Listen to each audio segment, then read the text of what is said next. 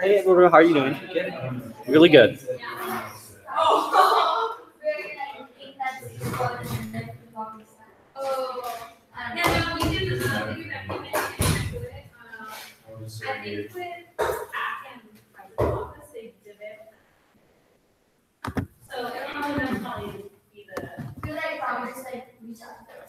Aisha, I love you.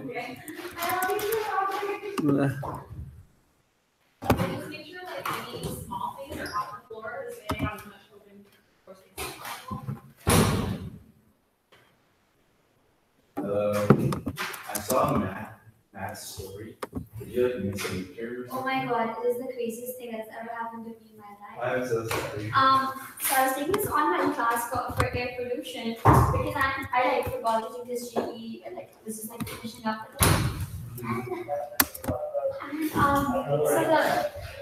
So basically my midterm was he posted a date in his syllabus or whatever, and then on the slides they were apparently from a year ago.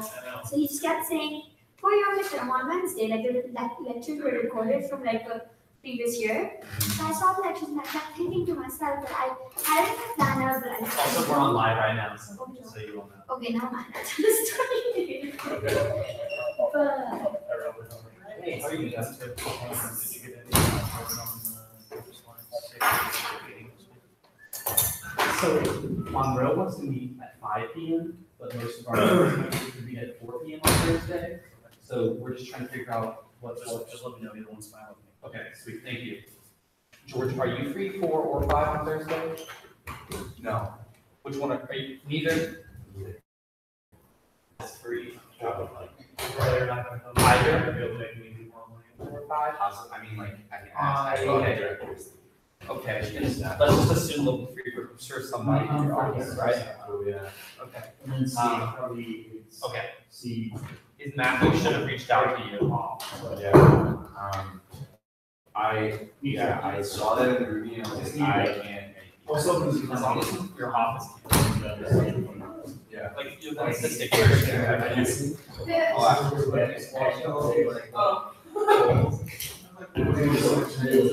Hi. Thank you.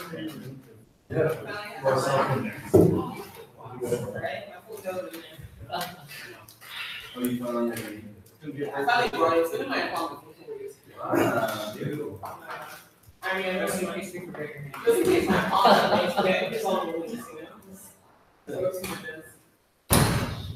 I wish I was on these. Does this Ed, hey, Robert, do you know if the Ed one works? Did you see the memes? Yeah, it was so hard. It was like, and then it's such a blessed day. You guys are like so What do you think? What's your favorite Andrew?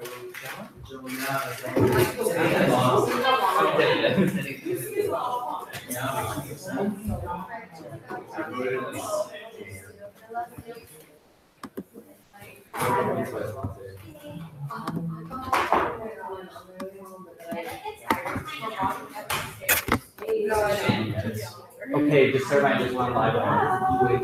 Yeah. Mine is ready though, so if you want to start copying. I slept for 2 hours. Before I saw you. Oh, okay. You were I'm like, like really not feeling well.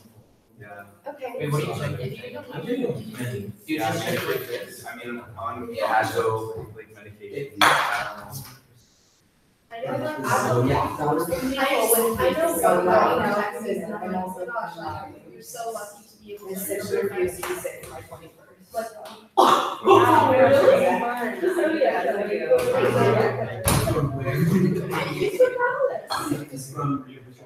When did you?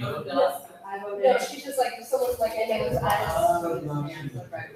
But Where Then I should put butter sweet. Oh, yes. I like have the They like It was so easy, it was like, I know.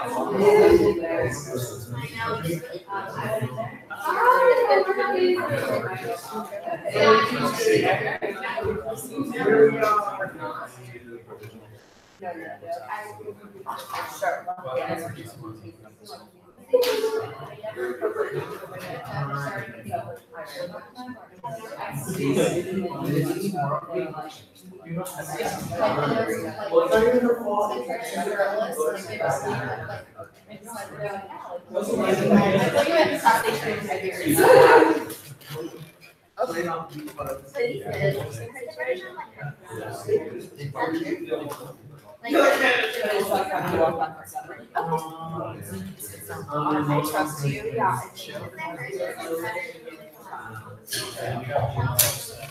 Yes, I mean, I will do that. I'm just gonna say, we're all on this, I don't think we have over cruisers. You know, I would agree with that. I know that like, it's Aaron. Oh, Aaron.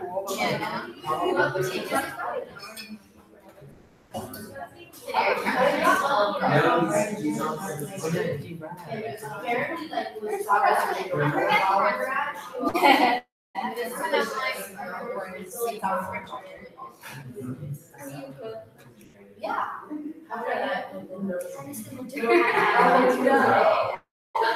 And I dropped the stuff, and now it's not the diving method, it's kind of like I wrote my essay, but I did not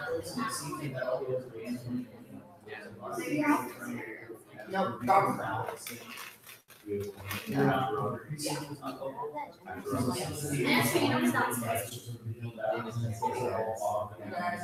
I'm sure. Untethered from all that. Is that they don't want to continue to like the system will know you're preaching, and you can go almost anywhere. And it's a 10-day holiday. It is. It's certainly wrong. Then you know, the ball is going. I was just over today.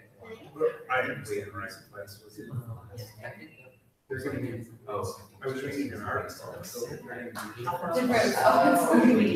I'm just sitting at different spots. It's like.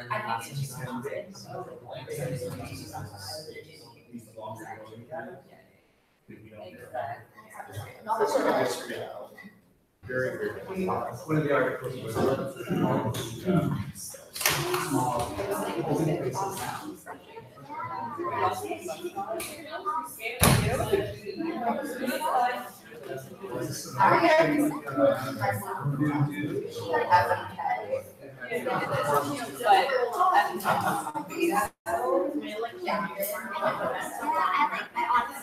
Okay. It's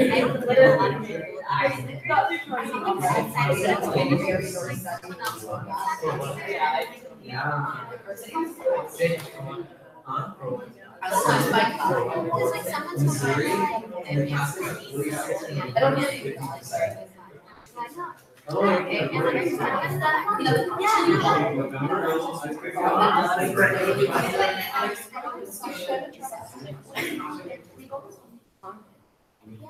That's what I thought too, and I was like, I don't wait, so that's what I thought, so.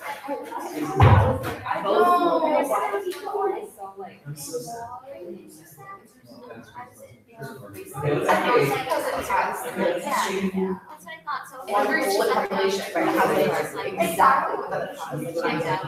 As well, Latinx people, you know, what I mean? Like, it has a kind of like very conservative, like people can also have a lot. Are we starting? Momentarily, we just need quorum, we don't have quorum.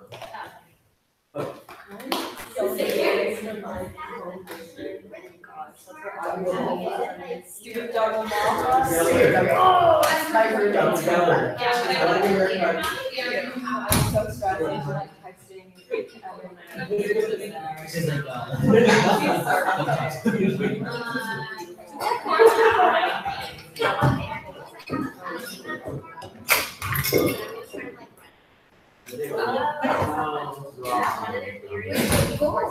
Huh?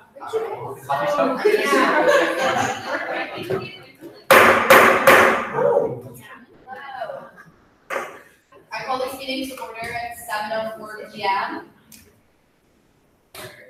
Sorry, I didn't interrupt you. Ryan, you can run the time sheet, please. Oh, he's already on it. Okay. So we have two sets of minutes to approve. Thank you, Nancy, from our 10:23 meeting and our 10:30 meeting. Has everyone had a chance to review the minutes for both meetings? Only the first one? Okay, so let's start with the 10:23 minutes then. Is there a motion to approve those minutes? I motion to approve the 10:23. Thank you, Bella. Is there a second? Aisha? Okay, we'll move into the roll call beginning with Ivan Robert. Yes. Yes.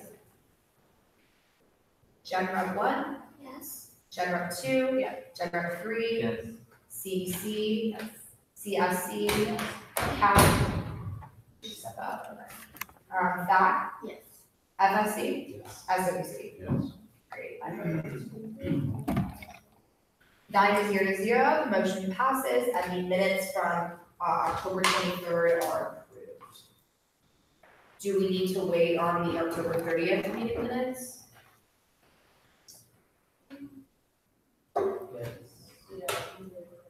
Yes, okay, so maybe we can revisit that at the end of the meeting potentially, or if not, next week is fine too. Okay. Do we have any amendments to the agenda? No? Sure. Actually, never mind. Keep it? I see what you're saying. Strike another thing. Sure. Any other amendments? No? Okay.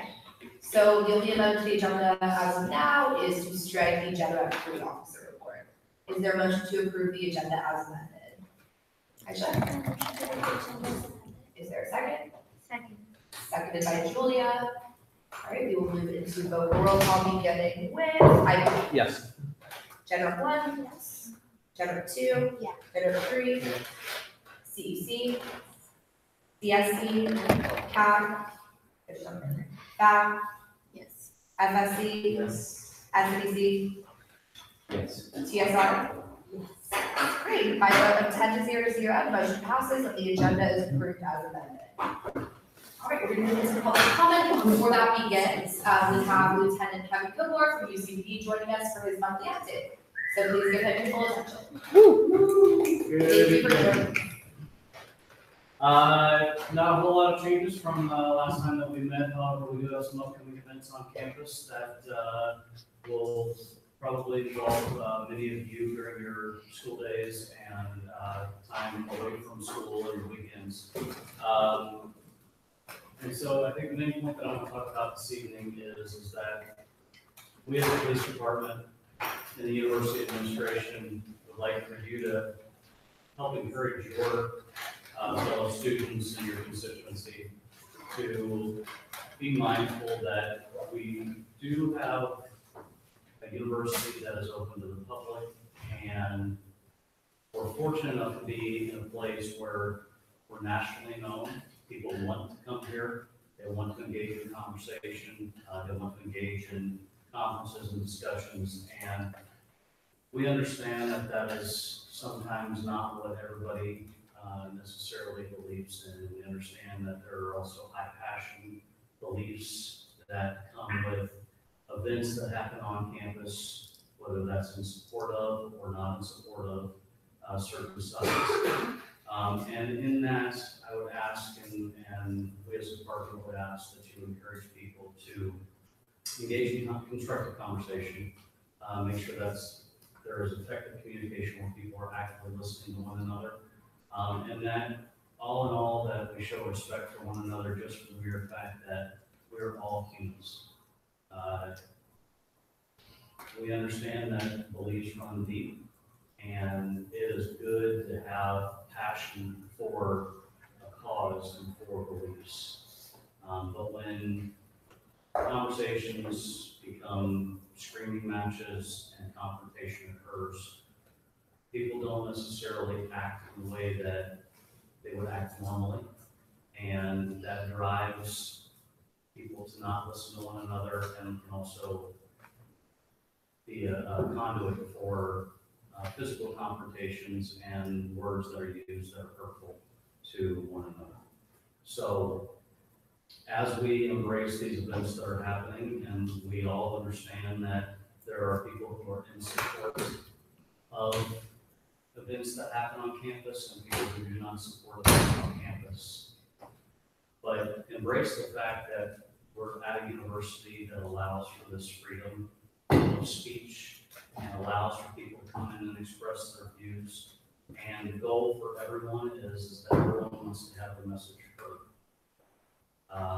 And we can't really make certain that people are always going to hear the message, but we can make certain that we can control how we act as a person. So I would encourage all of you to encourage people who are taking part in events or demonstrating events to do so with respect for others, respect for people in the groups that they are representing, and respect for people in the groups that they are demonstrating against. Make sure that the conversation amongst the group is heard, and it's a conversation that people want to listen to, and having that conversation in a very low tone of voice or a calm demeanor is much more beneficial than it is to yell and scream. And I've not shared the story with a whole lot of people, but sometimes it's just, though it's not in our nature to walk away and to rather engage, sometimes you just gotta walk away. And my relationship with my dad has always been one that is a head lift. And I didn't realize until I got older what was more beneficial to me. So I would always, he would say something, I would engage him, it would turn into an argument. My mom would say, let's put on the referee shirt. That's how I feel like I'm dealing with the two of you. Then I got older and I realized, wonder if I just say, okay, and walk away. And I realized that okay and walk away left him with not a whole lot that he could say back. And I didn't engage in an argument. So I share that story for the point that sometimes it's better just to walk away. Sometimes it's better to be a bigger person.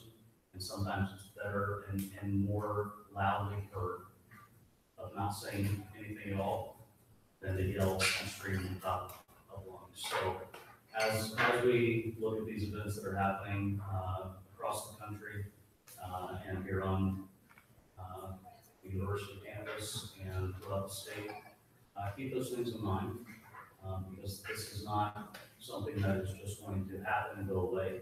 And things that you're going to continue to experience through your life even after you see life. So that's all I have for you right now. If you have any questions, feel free to ask those and anything that I can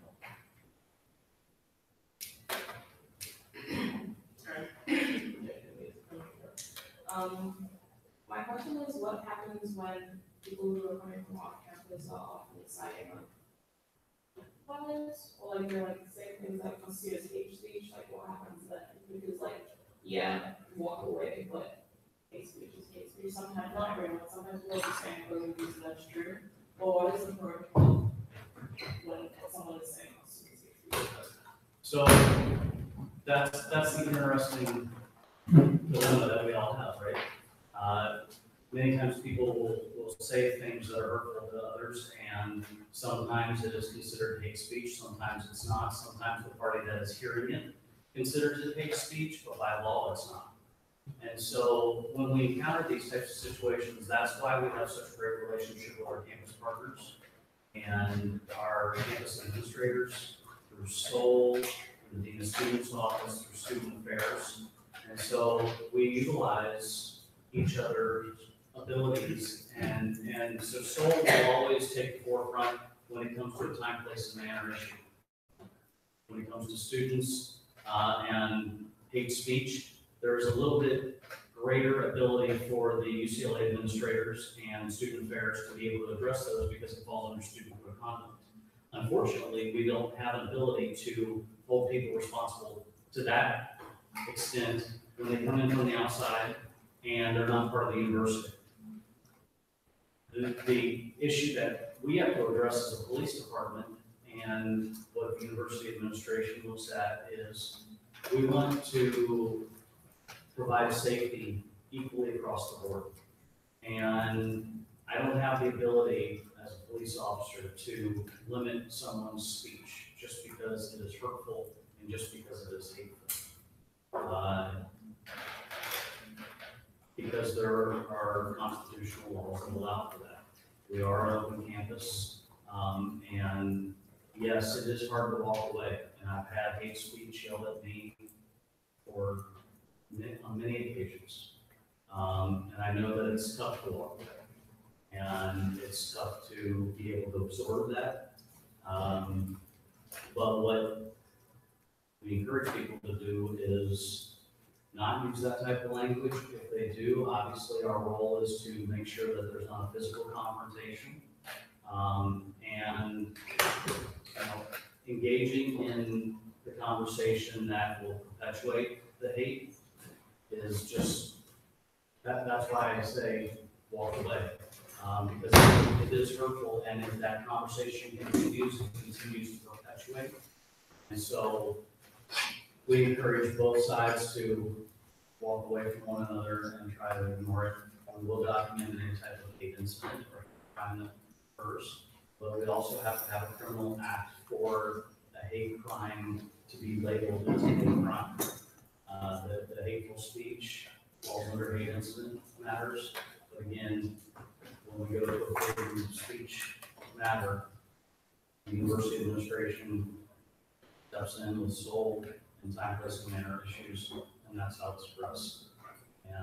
And I wish I had a different answer for you, but that's the best answer I have.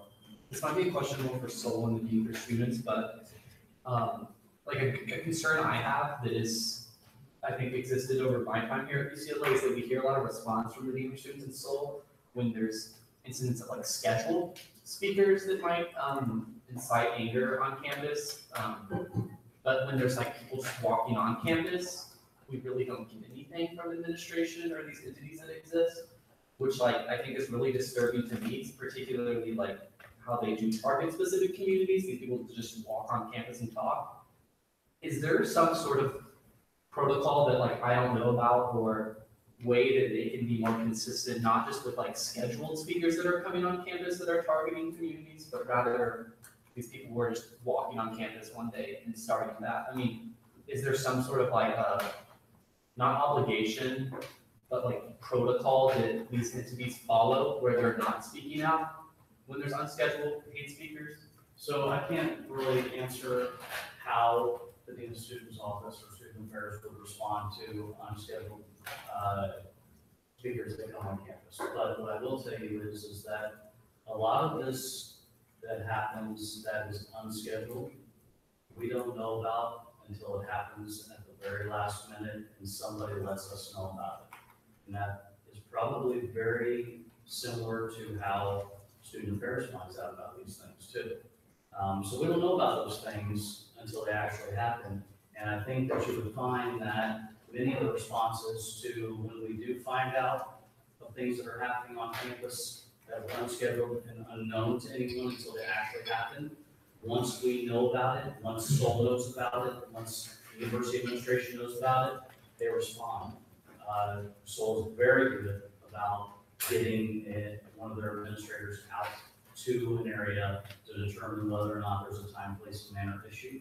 And they're also very good about notifying us as a police department so that we can have an officer respond as well to see if there's any type of criminal violation that's occurred. So under what sort of circumstances or what certain cases would a student be arrested or like engaging with some other person on campus in a specific way? I'm like referring to the incident that took place last week, I think at FSU, where a protester spilled chocolate milk on someone who was espousing Nazi rhetoric on campus, and the student was arrested, and the university, like, from my understanding, complied with that arrest. So I guess like in that then what sort of instances would like someone be arrested? Like, is it when you engage with someone physically, or like So I'm not familiar with the FSU case, but I can tell you that the criteria that we would use is, if there is a physical confrontation between two people, that is considered assault.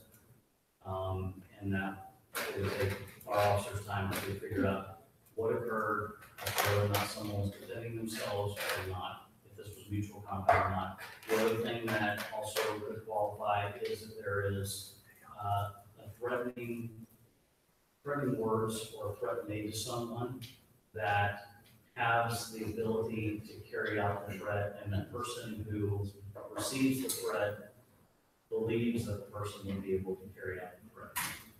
So if someone says that, I don't have a good example for you right now, but if someone makes a threat to someone and they are physically able to carry it out, and that person is in belief that they can carry it out, that's a criminal violation. And please understand that as a police department, we don't enforce university rules or regulations or policies and procedures. We simply deal with just the law. University administrators, they deal with the time, place, and manner issues that happen on campus. They deal with the campus affiliates, staff, faculty, students, in an administrative manner unless there's a criminal law violation. Any other questions? Thank you for coming out with us. Thank you. We will be seeing you very soon. All right, thank you. All right. We will now move into public comment. Are there any members of the public here to make public comment? Do they all represent it? Give a public comment? Nothing. All right, then we will adjourn public comment at 7:21 p.m. Great. So the next section of our agenda is appointments. Nadir, do we need to reappoint Augustine, or why is he on Augustine again? Oh, are you talking about Augustine? Yes. Oh, he's on the student opportunity. Did he go to Augustine? Yeah, he said last year, I don't know why. Okay. Do we know when Robert? Sorry? Augustine is on again, because we went for. Remember how you asked me, because we already consented on it, you just wanted his information? Oh, my mistake then, sorry about that, because you had sent me the information after that meeting, so Yes. what my protocol is just putting it down on the agenda immediately, so I forgot. Oh, you're. Yeah, my fault. Okay, so just to reiterate, we did already Yes, consent we to that appointment, so we just won't take it under consent. Okay, great, so then the other two appointments tonight are Jenny Wade and Christine Say for FICOM. Ryan, would you like to talk a little bit about the positions and about these two individuals? Yeah, so, Random Day Beginning new members is reviewing continuous applications and holding office hours, teaching student groups about different funding opportunities, participating in funding workshops. They're both, new UCLA students in both first years. Jenny is a math econ major and Christine is a pure math major. We interviewed like 11 people and thought they were two individuals who were best fit. We're really confident that they'll be able to excel and do a great job. Great. Any questions for Ryan? Did I ever see who these appointees? Yeah, I sent them out, I mean, I was yes on both. Yes, I'm both, yes, I'm both. Did Ally or Jessica review either of them? Yeah, I forgot some of them, but I reviewed. I said yes. Both, yeah, great, okay, so 3-0, just writing that for both. Do y'all want to say anything about that, or? I mean, Yeah, they were just resumes, like considered all that. Great, okay. Let's start with Jenny then. Is there any opposition to Jenny Wade's appointment to the finance committee? No, great, that appointment passes by consent. Is there any opposition to Christine Staggs' appointment to the finance committee? No, great, that also passes by consent. Congratulations to both of those individuals. All right, we don't have any special presentations. So we'll move into officer reports. I will begin, per usual, appointment update, We're quick today.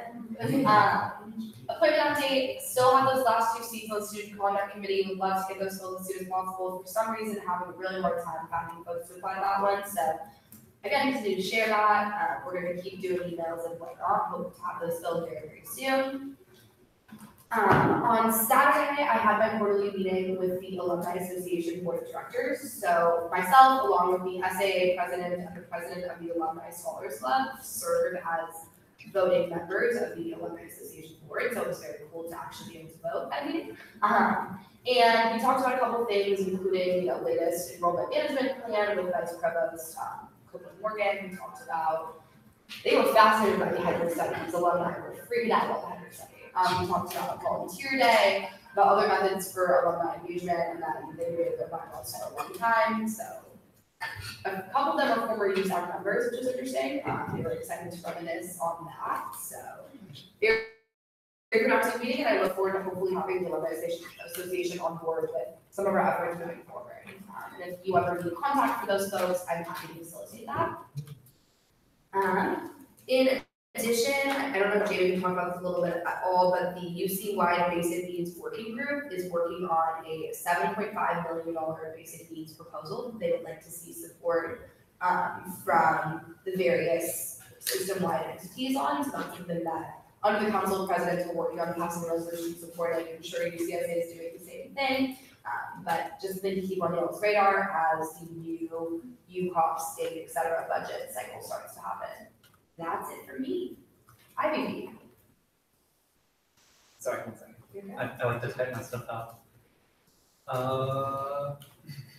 Okay, so first things first, the Good Close Distribution Center opened this week, and it was awesome, so very happy about it. Thank you. There are pictures up there that I wanted to show. That's, yeah. They're really cute. That's the line that we have. That's Jimmy and Sam. Yeah, it was super awesome. So just to provide some data on that, we're already getting on our iPad that we have there. 80 people picked up things on opening, which is really crazy. We had about 120 people go into the space, and 80 people actually got stuff. On average so far, we've had about 20 people visiting each day.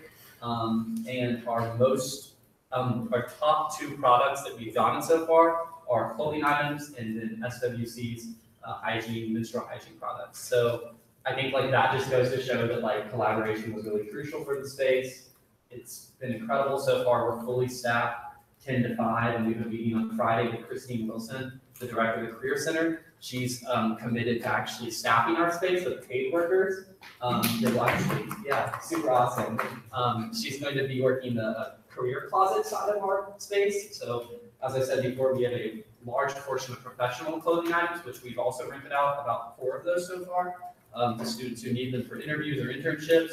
So she's committed to actually providing staffing for that space during the day. We're also working with Bruin Corp now to actually get them to help us manage the space as well. They plan on coming in maybe once a month or so. We're still trying to get logistics worked out with that. So once again, really happy with this. Thank you for everybody who collaborated. It's incredible how useful the space has already been. Next thing is campus safety. This Thursday, we're deciding between 4 p.m. and 5 p.m. as our times. Matthew or myself should have reached out to the council members who should be sending people to that. So it's particularly SWC, President, Back, and Nadira. I know that you've been wanting to be involved too. So if you all can just let me know which time works better. The issue with that is that at 5 p.m., Monroe Gordon can come, and at 4 p.m. he can't. And I think it's very important that he's able to. So if you are able to send a proxy or someone, that would count. Yes. I think this is just personal. I think 5 p.m. will work better for anyone in the commission. I will, if I go, I'll be like 15 to 30 minutes. Okay. If that's okay. Awesome. Yeah. So just once again, if any of your offices want to be involved, because I know that other offices who aren't currently on campus safety have initiatives that deal with safety, you all can come to this meeting. Just let me know. So please, for the particular members that already do come, respond to Matthew or me and just tell me that 5 works so that we can actually make it happen. Other than that, basically, the last thing is that my platform 2, which is basically our reachableness platform about reaching out to student orgs and getting them access to USAC funding. The Usac spaces has been going really well. We've reached out to about 15 or 16 organizations so far. So if you all know anybody who needs help with that, we have a whole committee in IVP that's working with student orgs to help them get involved with Usac and co-programming, access to funds, access to spaces. So just if they need help, just go through us. And if they need some ideas, we can help them. Other than that, that's it for IVP. Thank you. Next is EVP. Before Jamie gives her report, can we just clap for Jamie and all?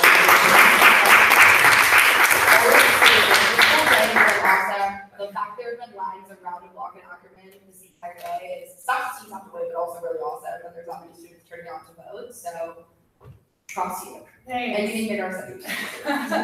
I knew that I'm exhausted. Yes. I have gone I think I did 12 hours of EVP yesterday and I'm pushing 11 right now. It's okay, I'm taking a break after this, it's fine. So, election day today, so a lot of things were happening. We were doing flyering for our UCSA voter guide. We handed out most of them, so over 1,000.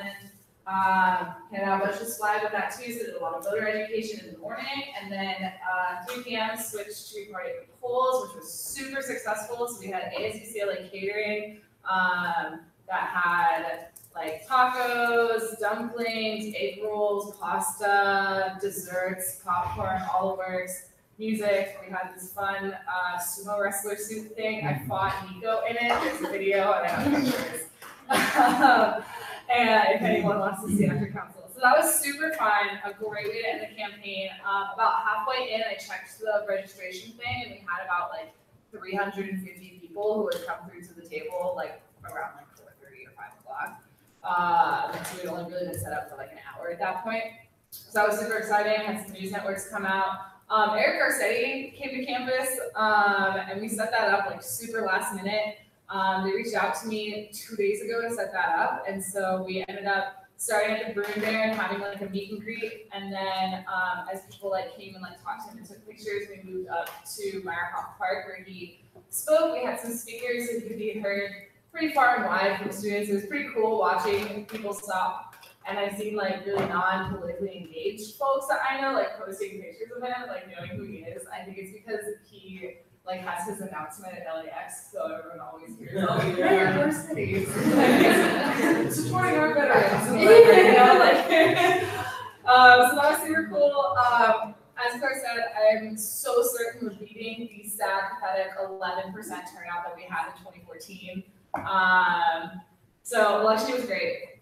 UCSA, so we have our meeting this weekend, so a lot of things that Claire talked about, we haven't discussed in an update yet, so we'll be doing that a lot over the weekend. So if you have any thoughts about those, or about Adopt Coalition funding, one of the big things that we're bringing up is UCPath, and how awful that is. So if any of you guys have personal stories or know people with personal stories about, seriously, email those to me. So the unions have already started organizing around it and they're collecting personal stories. And so we're gonna have a conversation about what we want coming out of UCSA in regard to that. Yes. UCPath, that's all the students that aren't ASUCLA? No, it's everyone at ASUCLA. Every UC employee. Yeah. How are some people getting paid and some aren't? I don't know. It's the Thomas said some people accidentally been made inactive, which is random. And it's it might be Coffos didn't pay, Coffos haven't, and there's no rhyme. Yeah. I've been paid in Boston, I didn't get paid. Yeah. So Yeah. it's random. Yeah, I actually, when I was going to professor's office hours, I heard another professor pop out of the classroom and start yelling, I just cussed out UCPath. I told them, and she was really excited about it was to the point where the professor was screaming in a hallway about UCPath. We just want to let them face this shit. Yeah, the main thing is that you can't not pay your employees. Oh, no, I'm not saying that. I'm saying that. That's the main thing is just making it functional. We just need to get paid. Yeah. Because they might just go around the box and pay you when you fix it and not pay you. Yeah, we gotta make sure. Same. So with all this, please like write this down and send it to me because I'm doing a presentation with this at UCSA and we're having like breakouts about it so we can plan. And then, yeah, please like put it on people's radars that like this is happening and that if they have things like to come to us. Also, Regents meeting is next week, 14th and 15th. And so that's another thing we're bringing up with the Regents meeting is UC Path because Dave, it seems have largely been kept in the dark that this is like an issue and that people aren't getting paid. So they don't even really, so the top doesn't really even know that this is happening. So we're gonna be bringing that up. Another reason why we're looking for stories. Also something that you can submit, like, cause it's in UCSF. So even if you can't be there, you can submit written public comment. So you can like write them a letter, you can just go on their website and start submitting that, or email it to me, Shaw, and forward it. And we can make sure that that happens. Campaign updates, because I haven't done these in a while. So with Racial Justice Now, so that was system-wide looking at getting access to retention centers across campus. Everywhere we've been hitting roadblocks with administration or orgs, like not being transparent about like what funding they have, where it's coming from, like what it would take to get whatever specific resource center we wanted at that campus set up. And so we put a roadblock system-wide, so we are doing some regrouping at the next UCSA meeting to figure out like how we can address that or like what direction we want to take this campaign in. For fire, the Unlock Coalition has been working really hard to pressure Jan Napolitano and UCOP to fund their ass in making sure that every school has a point person for Unlock resources, including legal resources, making sure that they're actually like trained and competent in working with Unlock students. And then we had just gotten an update from them about what their funding has looked like and what their plan is. And then we're going to be discussing that this weekend as well.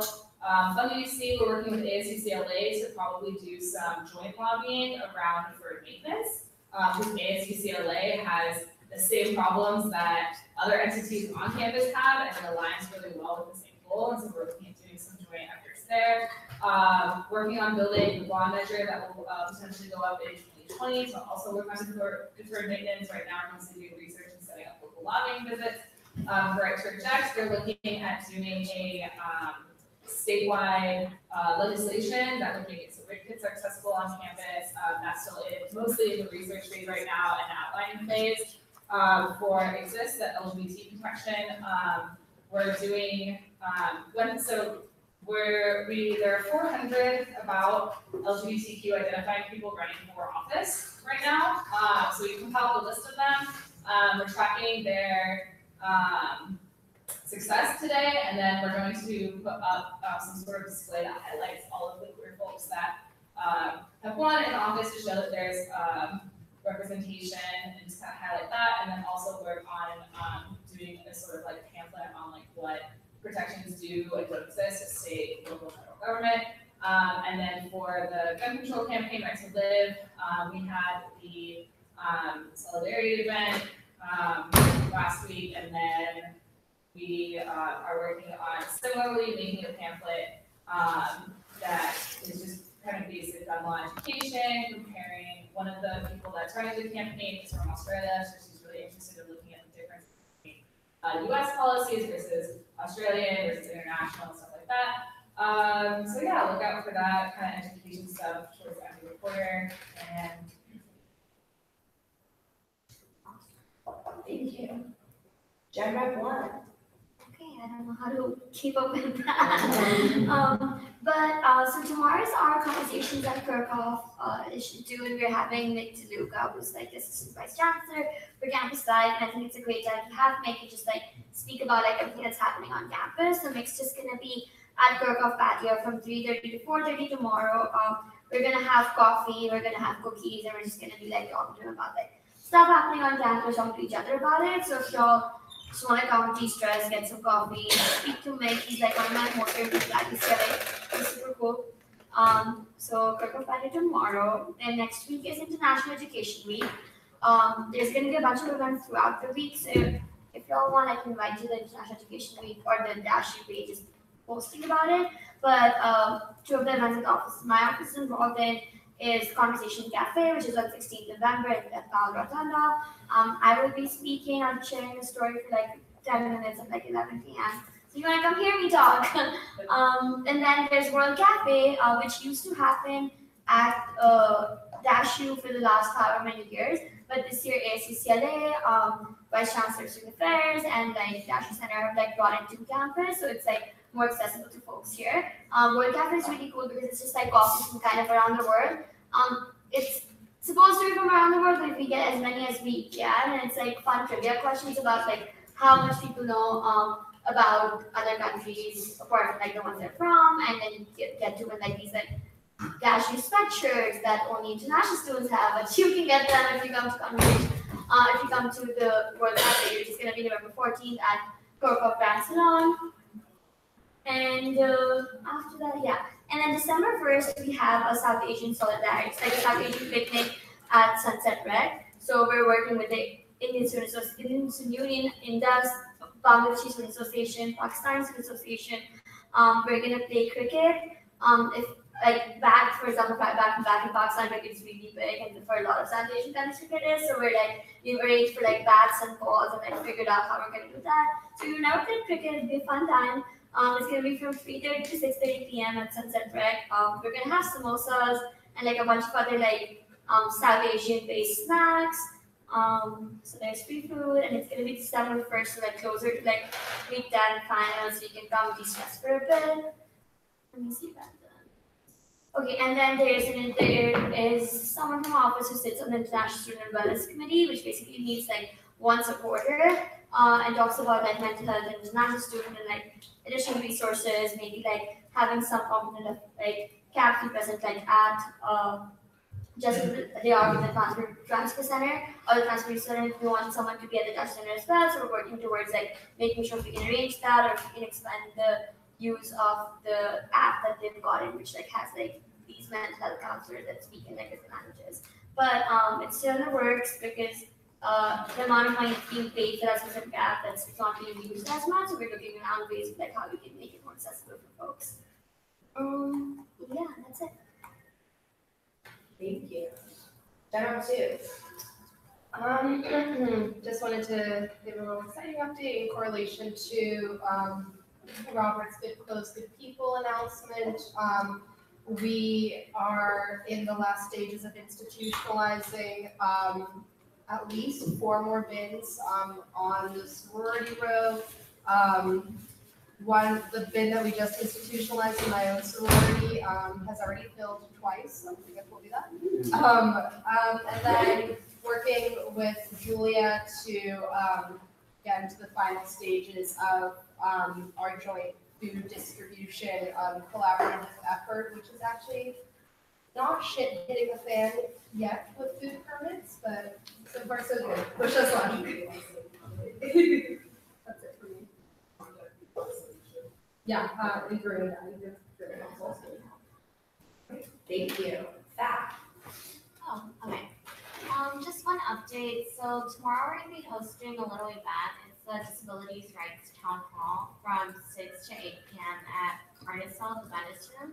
I'll just read the description real fast. So the event will allow students the ability to share their opinions and concerns with campus administrators from various entities on campus on how the campus infrastructure is inaccessible. And the reason for this is like students with disabilities know like that they're facing these areas on campus that are inaccessible like day to day. So we want to like talk to them directly to see like what we can fix and like pinpoint issues, whether that be like, doors aren't open or like ramps aren't adequate. So if you know anyone, please invite them tomorrow from 6 to 8 p.m. at the Carnesville Commons Venice Room. Thank you. FSC.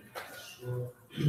Oh man, I was like to say, but I'm also kind of dismayed by some of the races that I was like following, just like unrelated to Usac, but I want to here address the elephant in the room, but not really in the room because it's happening in other states, but it's kind of dismaying anyhow. So FSC stuff.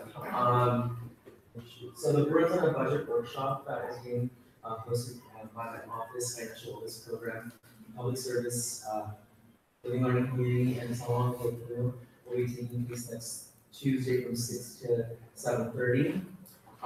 So other updates, the daily affordability directors, we've been working with, the financial wellness program to kind of talk about how we can expand some of the iClickers and library, and we actually just heard back from them yesterday, and they were able to give us $6,500 to expand the iClicker library by around 127 more iClickers, which will bring the number up to over 500, because currently there are 402. So that's really cool. The daily affordability folks are also looking to have a laptop drive that's to be scheduled for week 2 and finals week, so that students can give, if they're no longer going to need their laptops, they can donate, so that then by the first week, spring quarter, we can use those laptops and distribute them to students in the winter quarter. In terms of the kind of advocacy side of the office, so we're having a couple meetings this week and next. Tomorrow, we're actually meeting with the Assistant Dean of Physical Sciences, Kathleen Newcomb, and the undergraduate math advisor, Colin Jung, to talk about the waivers and how we can push for, the mathematics diagnostics test to be offered for free, if not, for free, because it previously was free, but it now costs $20 to take, which is kind of a lot of money for a placement test that UCLA requires for their students to take. Right, it's not like anyone necessarily wants to take a placement exam, it's that it's a requirement to place into a math class. That costs $20, which is absurd. So we're trying to see how we can work with that. Next week, we're meeting with the Assistant Vice Provost of Strategic Course Planning, Ron Samuel, so that we can talk about how new student transition programs is able to secure partial fee waivers for the orientation program, but also to get more information as to how many students are incoming with majors that require the MDT. Anyhow, let's see. We also met with the Party Advocacy Task Force, and we held a meeting yesterday with UCLA Transportation Parking Services, and they are willing to contribute another $1,000 this year for transportation scholarships, so that's really cool. And our office is looking to launch to disperse the funds winter quarter so that students can use them to pay for parking scholarships or bus passes for spring. In terms of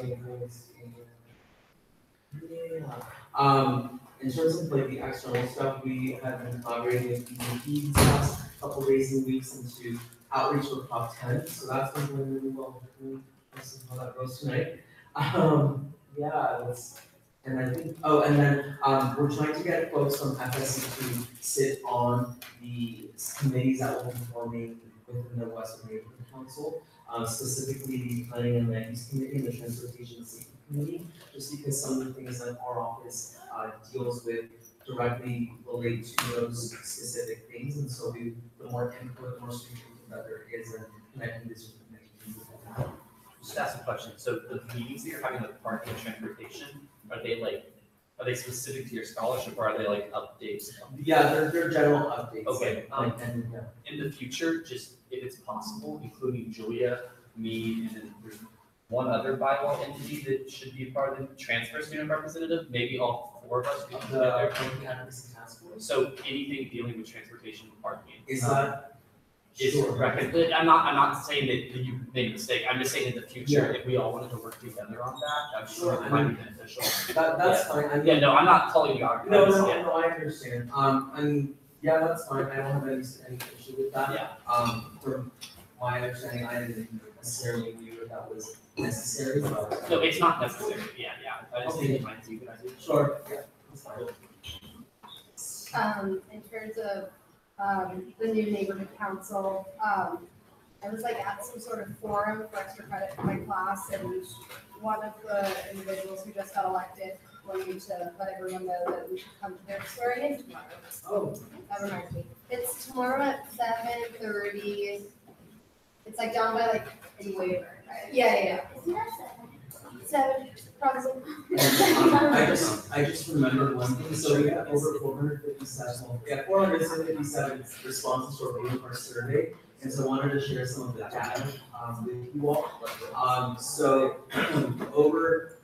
47.5 students indicated that they have experienced financial hardship in facing their green card, and over 47 they had it, but the remaining part that is there, I don't do this is but they indicated that they would have financial hardships if they were to lose their green card. So I think to me, when I look at this data, it's astounding to really kind of see how even an amount that some entities or some people would consider like kind of trivial $25 can really have a huge impact on the lives of students. And so, yeah, if you want to see the data, you can share it.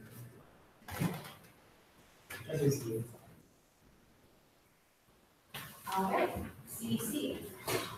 Okay, so tomorrow is the event with Michael Kors and Kate Hudson and the New and World Food Program, and I'm super excited.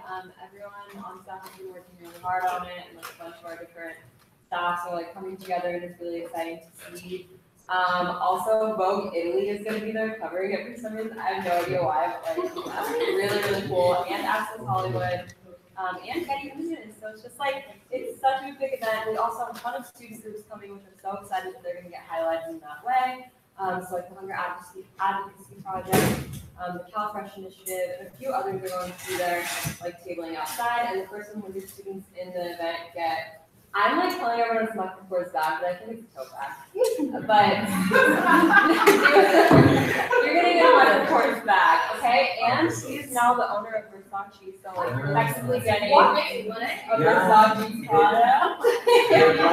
What did that happen? He just touched them and they just destroyed. So it costs $350 and I think we'll probably hit $250, but again, it's at 11 a.m. in Northwest Auditorium. We're just doing background information, and then there'll be a standby line. So if not everyone from high reservation shows up, like by all means try to get in. I'm really excited. It's gonna be so fun. And then after that, on Thursday, we have an advanced screening of Overlord. So it's like a World War II film, but I think it has some supernatural element. It's like kind of spooky, I think. It's in James Bridges Theaters. We're co-promoting Wellness Movies, and it's at 8 p.m. And then next week, on the 13th, I think that's Thursday. I don't know. We're Tuesday. We're screening Green Book, which is a great film. It's an advanced screening. It doesn't come out until Friday. And that's in Academy Grand Ballroom, again at 8 p.m. And then 2 days after that, on November 15th, so Thursday, it's the Sonali Campus Movie Fest, so tons of student short films. It's gonna be really great. I'm really excited. We have so much cool stuff coming up. So that's it. Thank you. Yes, I'll try to keep it over.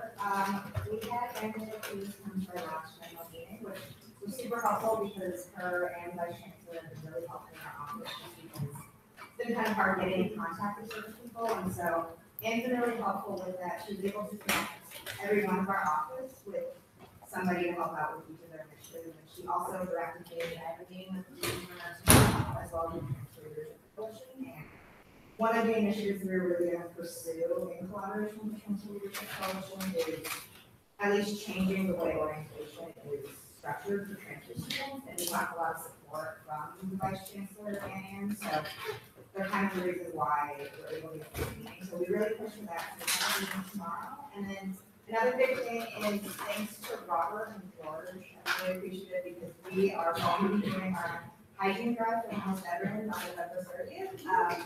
We have a garden grill day, and so at the West LA VA, they maintain a garden, just so they can have these staying homeless veterans there. But on that day, we would like to give out around 500 kits. I think we're getting close to about 100 supplies. We haven't actually set out like any advertising about. We haven't done any advertising yet. I just sent the flyer over to them with all the advocacy, but for what we've had just in the Veteran Resource Center, we've gotten a lot of donations. And so any of you are interested in coming out and volunteering with them with it, that's like this holiday to give back to the local community, that's what we're doing. And then we have a couple other things that we're planning. One thing I did want to ask is we wanted to start getting prepared for Winter Quarter Week 3, and we would love to do a really big transfer hybrid, but we would love to do it in collaboration with some other offices, just because we don't really have a budget and we're not enough kids to pay staff. So on top of that, we also had a meeting with Boston, and I have to get an update, but I believe that I think they're willing to donate a couple of thousand scholarships, but we know that there's a stipulation with alcohol, so we're trying to figure that out now. I'll get back to you. But that's sorry on that, as I'm sure you all would. Wonderful. All right, SBC. Cool, awesome. So this week we finally had our interns attend board meetings. So we finally hired 10 interns. This year's actually pretty selective. So I'm really proud of my internship director. She was working all last week. Did like 30 something interviews, which is insane. But yeah. One of my platforms this year was to implement the National Drug and Alcohol Facts Week. So we would be observing that in January, and we finally have the date set for that. So it's January 22nd through the 25th, because MLK Day is on Monday. So we're celebrating that week. We already have HCI's Breathe Well Pod on that, so they're going to be collaborating with us. And if any of you want to collaborate for that, more than happy to do so. My assistant commissioner is kind of taking leadership on that, so contact me if you want to. Active Minds has a big week this week. They have 3 events. They have the one I said last week, the Common Sense Sustainable Self-Care Sense Against Spelled SCENTS. So that's going to be Wednesday. Again, Wednesday they're going to have a mental health fair workshop, or mental health fair. And then they're doing this like speed friending event, like not dating, speed friending, on Thursday. So if you want to know more about that, let me know. Body Image is doing a event with Cypher, and it's just like a body image workshop, dance workshop, at the parking structure lot or something. And then lastly, we have Sexperts in collaboration with Shep. They released their the Brewing Love Station schedule, so all the dates and times of the Brewing Love Station will be out and available for students to come by and grab whatever they need. And if you want to have Brewing Love Station at one of your events, I can ask Sexperts and they'll talk to Shep about it too. So if you want that, it's basically, if you've never seen the Brewing Love Station, it's like a cart with, all your love station needs, anything, condoms, lube, whatever. So yeah, that's pretty much it for SWC. Yeah. So with the 3 things that you have in our, okay, so I know one of them's empty. Is that one supposed to be condoms? That one's supposed to be condoms, and that is, someone's gonna be doing that like soon this week. Okay, and then other things that you have at the love station, is there a way to provide them? I don't know, it's just things to think about. I can ask Sexperts if we can provide lube, and we can fund it and stuff like that. So, yeah, I can ask.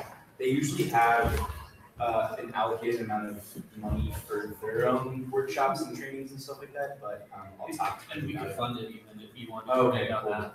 Yeah, definitely. I'll talk to Sexperts. Thank you. Any other questions? Cool. CFC. Hello.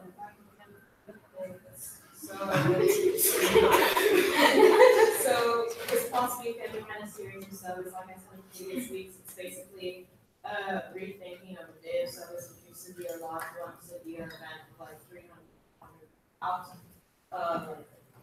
turnout. This time we had about like 60 people going to like all the volunteer people because of environmentalism. Went very well.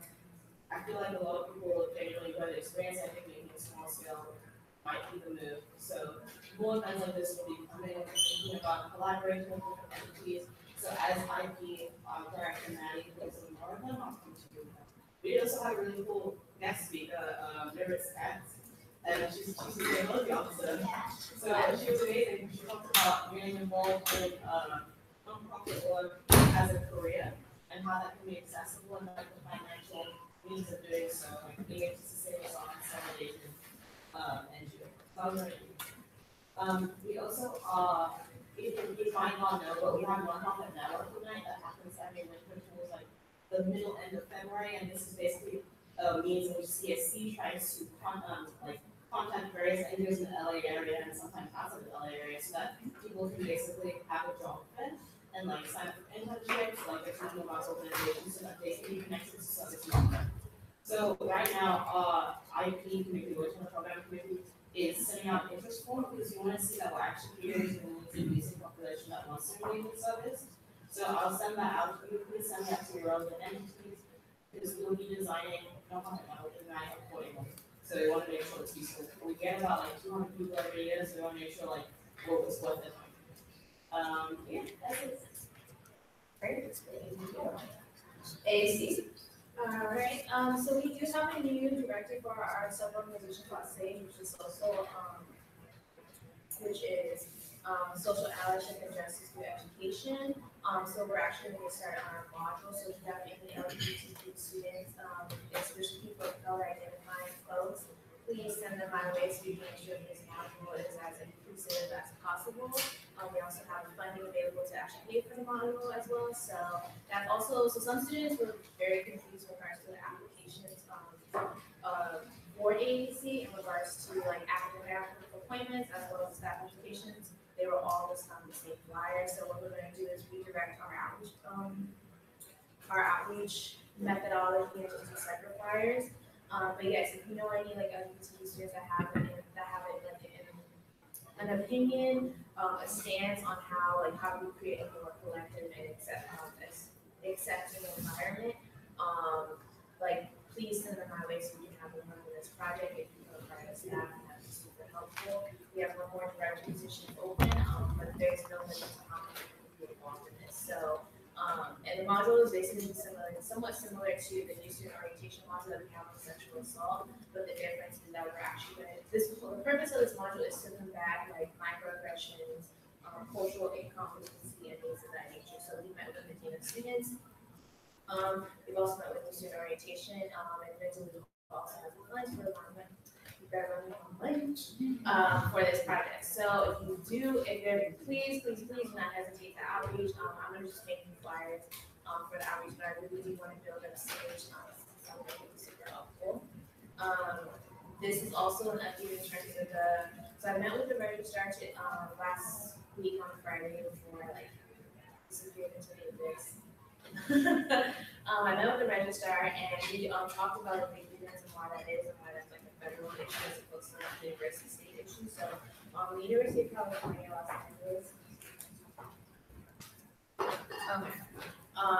The University of California, Los Angeles usually encourages students to have like a base unit of like 13 to 12 units. The federal implemented part is like 12 units. So where we were trying to kind of figure out like how can we min this, it's kind of hard to do that in regards to like federal terms. And then also, so how that works is like the college reports to the feds, but it's an educational resource place where they have a notification that goes to FAFSA for all the students that were full-time enrolled. So it's not just something that impacts like undocumented or international students, but just students at large. And so it's very hard to kind of combat that or kind of stray away from that just because it does affect federal funding, which is also somewhat stinks in that. So we're kind of back on the drawing board for that. We'll talk more about that in the rest of the part. But in terms of the international student class, so right now I have some more updates I can do Aisha, but basically we found a team of administrators that would be interested in making sure that this happens. So this is going to be really exciting for us. And then also we're going to work really hard to do our counseling quarterlies. So counseling quarterlies, notoriously like freshmen and new student transfers don't necessarily engage with like their counselor will be kind of referring back to their jars, or they don't really like know until it's too late, until like their second pass is rolled up and they don't know the class that they want. So starting on November 13th, and starting like the start of every enrollment pass, and the ABC is going to be helping students with their pass enrollment. The location is going to be in Wolf Hall, so if you know, I'm going to have a flyer here, so if you guys know any students that will need it, if you need it yourself, please come out because we're going to have people from CAC, AAP, and peer counselors Connection Center, also collaborating with this, as well as peer counselors from all three entities. So we do those for students and the professional staff who help students kind of plan out their courses. And I do encourage students not to limit themselves to the next quarter, but actually like get in where they fit in. Because rather than like going throughout your school day, where you can do an office hours, taking a nap, going to class, do the intern, they'll actually be at the like early evenings, so like from like 4 to 7. And they'll be food. So I mean, like, how many career counselors like you don't have to have food? So yes, definitely come out for that. And then yeah, that's pretty much it. Awesome. You just tell people very often you get a chance, that would be awesome. Yes. Oh, yes. Also, I'm looking for some more appointments. So please feel free to apply. I'll make a Facebook event, and then we're actually emailing student organization groups to get them to apply, so that way everyone is notified. Just adding to the deal, but I had a meeting with last year with the whole board situation, and then the director basically says that they can't support it because they as a department cannot support it because it will look like they're trying to cut some lines of like the whole like requirement that the federal department has. So they said like even if I personally, the director personally supports, but they said that if we don't want to get into like any additional scrutiny if we support like this entire idea. So like they're like this is a great initiative. We can give you like any data on this side, like donate from like and whatever sort. But as a department, they're just like come back to us once you have it done. Oh yes, speak of that. So then I'm glad I said that too. So basically, we kind of like found the same thing. Then I also met with like a couple of the vice chancellors in regards to this, and so there's actually a big mental health initiative that vice chancellors across the globe are like doing and trying to figure out how to meet the mental health needs of students. And so I feel like this would be very instrumental just because about 50% of our students who did participate in the survey mentioned that they wanted to have something along the lines of mental health. So we can still stay on that path, which is really good. Thank you. Quick pause on the shelters that are on the floor. If we could just try to keep the doorway clear so no one gets in when they're coming in and out of the room. There's some room over here, some room over there. Just don't want you all to get smacked by the door. And then George is also opening the door, so be careful. Great. All right, Kat. Hello, everyone. So update, last week, Diversity City Tours took a bus full to downtown LA and did a tour of important areas in the region of Los Angeles, and then for my platform where I promote or TAC promotes ethical businesses, they encourage people who are on the tour to stop by Homeboy Industries and buy from them. I know the Westwood Farmers Market also brings Homeboy Industries to sell goods. But until we have a website, it's just going to be something that's on our Facebook. And then once we have a website, it will be on there. It's in the Daily Bruin if you're interested. And then this week, the art gallery is hosting something called Taking Up Space, and it's about being plus size in a society that doesn't really accept bodies that don't look like size 2s. And then that's co-programming with Word on Wednesday. And so full circle, CAC supports CAC. We're going to pay an alumni from Word to come and perform. She relates to the space and like the meaning of the art gallery. I think that's it. We had a concert on Monday that we always do. Yeah, that's it. Yeah, what's up? I just have one question. Yeah, ask me about the art gallery. No. Well, the event taking up space. Did Buddy ever talk to you about that? Did he talk to you possibly? Okay. Is it possible for me to like have them talk to you about it because they do a lot of the same stuff and if they like either help or if they're interested in helping or something like that just because they do a lot of the same stuff? It's just this 1 week though, so I don't know if it'll be like a continuing thing, but I mean, if they want to bring resources, we always pass out resources when we program with people, and then, so yeah, if you want to message me. Okay. Also, now that we're in the art galleries, there were some issues. They should be resolved. ASCCLA is the hardest thing to work with. I'm sorry, I know it's very serious to work with ASCCLA, but honestly, we're good now. CMS, yeah. That was a little stressful, but no, we fixed it. we're good, should be okay. That's it. Now you can use our gallery like normal. That's all. Thank you. Robert, wanted to add one more thing? Yeah, just really brief thing, so my daughter's LGBT Center, they really want you, us to like help publicize their gender gap clothing drive that's going on this week, and continuing the next week. I posted on the IDD page, and I'm pretty sure the Usac page too. The girls' offices can post it too. Like, it's really, really important that gender non-conforming folk or students undergoing transition can get clothes that match their identity. So if you all can post that, I feel like that's something all of our offices can support. They really ask for our help. Oh, awesome. Thank you. Thank you. Yeah. Yeah, that's like, yeah. There's like a graphic also. Wonderful, thank you. Our administrative rep has been sorted. Dr. Brown, anything? Bob? Good. No, that's good. Roy? Great. All right, contingency, Ryan. Yes. One second, Ryan. Okay. Yes. Sorry to bring this up every week. I have another thing. It's simply so. It's still pretty terrible. We have access, at least my office has access now to the drinking beer lab. The printer is broken, so, The printer Yes, it's been jammed for like 3 weeks. Is And it it jammed? keeps printing out something from the musical room.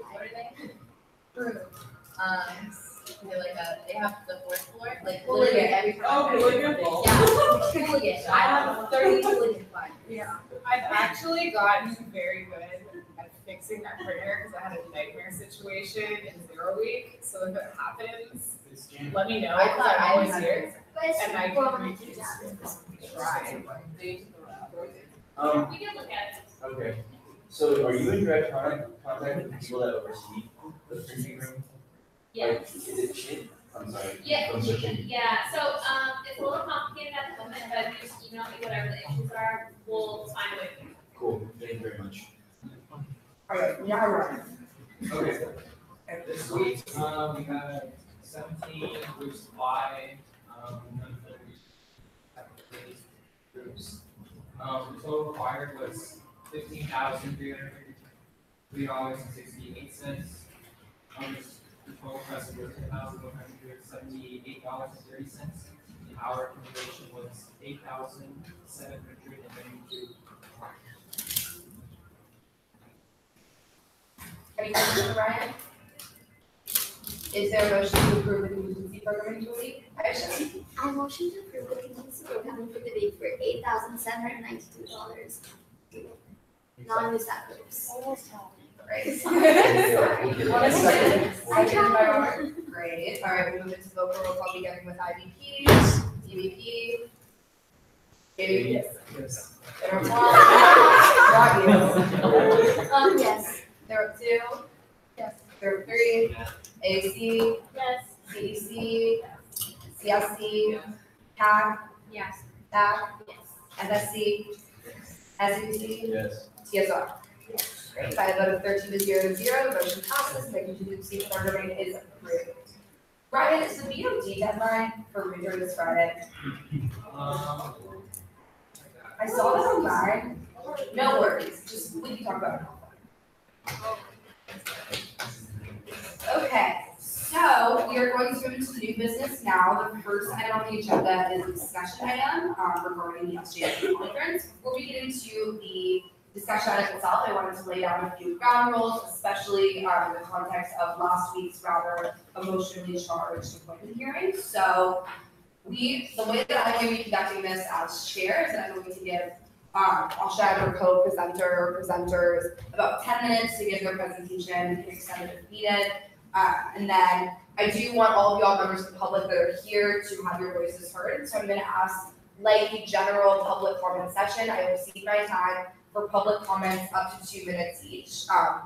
Again, please take into account the emotionally charged nature of this conversation. I don't think it's appropriate to have a back and forth debate on Israel-Palestine right now. But if we want to keep it relevant to the issue at hand, to the policies that are being explicitly referenced, please feel free to speak up and have your voices heard. I'm going to ask that each member of the public that wants to speak speaks once. If there's something pressing that you would like to say at the time, fine, but I don't think it's in anyone's best interest to have a back and forth conversation in the manner of last week. I did want to lay down a few community guidelines, and I'm still using small adults events, if that's all right with you. So the first challenge idea is on individuals. Let's make sure that we're keeping this directly relevant to the issues that are being discussed. The second is one mic, one person speaking at a time. And the last, still just recap, because I really also beautifully worded, freedom of speech does not mean freedom from accountability. Hopefully I said that correctly. Yes, Rita. Is you can only speak once during this meeting like a rule, or is it just like a preference? It's not a rule, we are trying to look into, as the next discussion item on the agenda, new protocol for the way that our publicly charged hearings and conversations go. I'm personally not opposed to having folks who want to speak, and I think that they should, but I also don't want this to turn into, again, like a 3-hour yelling back and forth, things being said over and over again situation. So we're gonna try out the speaking once thing, and if that doesn't work, then we'll make amendments as it goes along. But also, I would invite any members of council to request a recess at any point if they're feeling great, you can step out for a few minutes. And that. Yeah, I just wanted to add too that we're not trying to like over police anger or anything like that. You all are completely valid to express anger. And in any way that you feel like you need to do that, you can. We're just asking you that you be respectful when you do it. Just, preferably keeping your seat when you're talking, no yelling. We just don't want to cause any social anxiety in the room. So that's all we're asking for, really. And I don't know if any other council members want to say anything before we start the bill. Yes, Jack. You said y'all are not expressing anger. Hell yeah, yeah. So for me, period, I feel like actually, if I'm all down for like expressing your passion, I am gonna press you. But if someone tells you to back off their seat, like I don't think that I wouldn't reduce you to sitting down per se. But like if you're like, don't be all over the council member's seat. But I do think that it's important that we understand the context of where you guys are coming from. So I think that it's cool to allow you to speak freely, but just be mindful of like personal space. But other than that, like I'm solid. Like. Okay. I also want to let's not go in assuming that folks are gonna, it's gonna go down like last week, right? Like the folks in this room aren't necessarily the same people that were here last week, and that's not to demonize folks who were here last week, but you know what I'm saying? Like we don't mean this in I don't know, you know what I'm saying? Like, I'm assuming the best intentions, and I'm sure that's what's gonna happen. I'm not assuming that anyone's gonna act in any specific way just because the previous meetings. I was sitting in front of the door, concerned that, I don't want you guys to get hit by the door. There's a gentleman that really sitting across the street.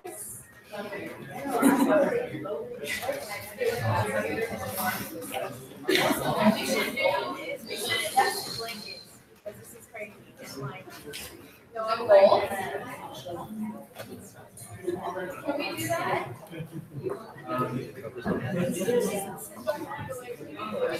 All right, folks, can you bring it back in, please? Can I have one? Absolutely. For the community guidelines, can we just use Sorry.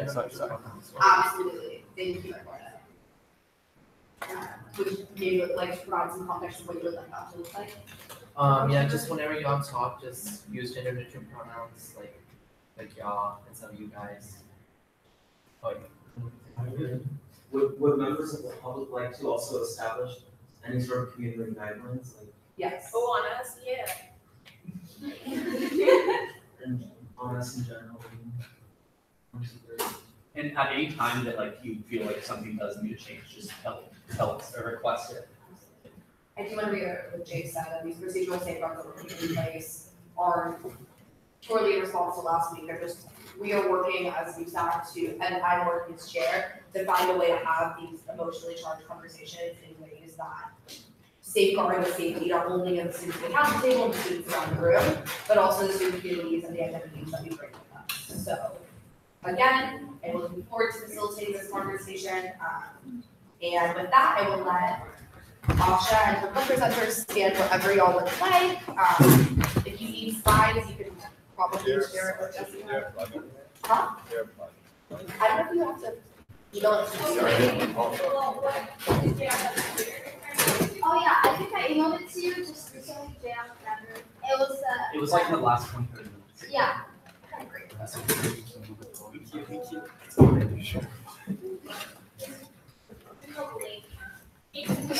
Yeah.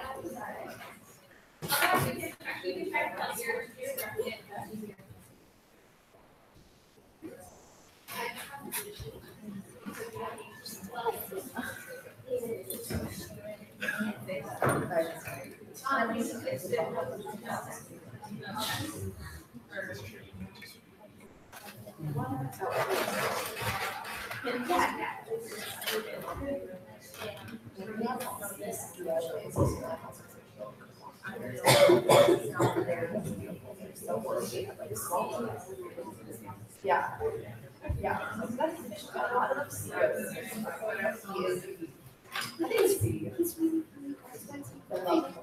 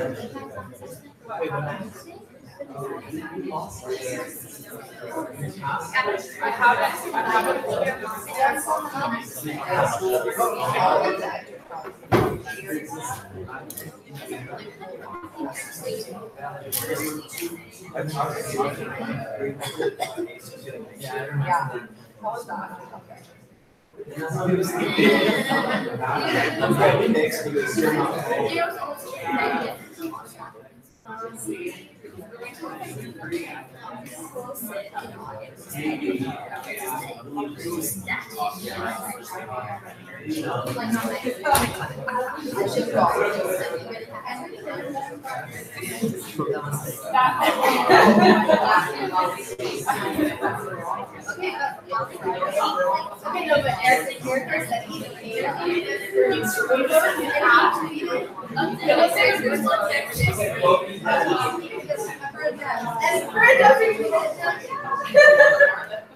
welcome, Eric. Yeah, it's fine. Your social media share I love a lot of content. So I think you might have shared.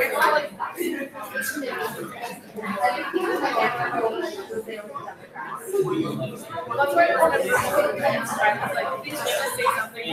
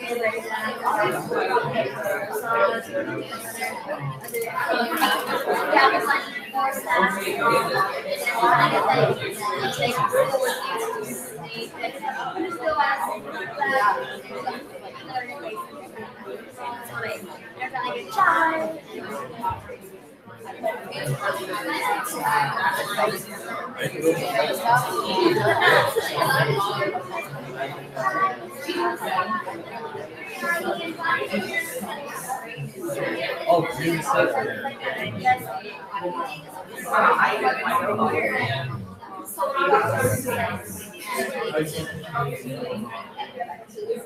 Okay, excuse me, just another community guideline we can have is just, if possible, please don't record things that are in this.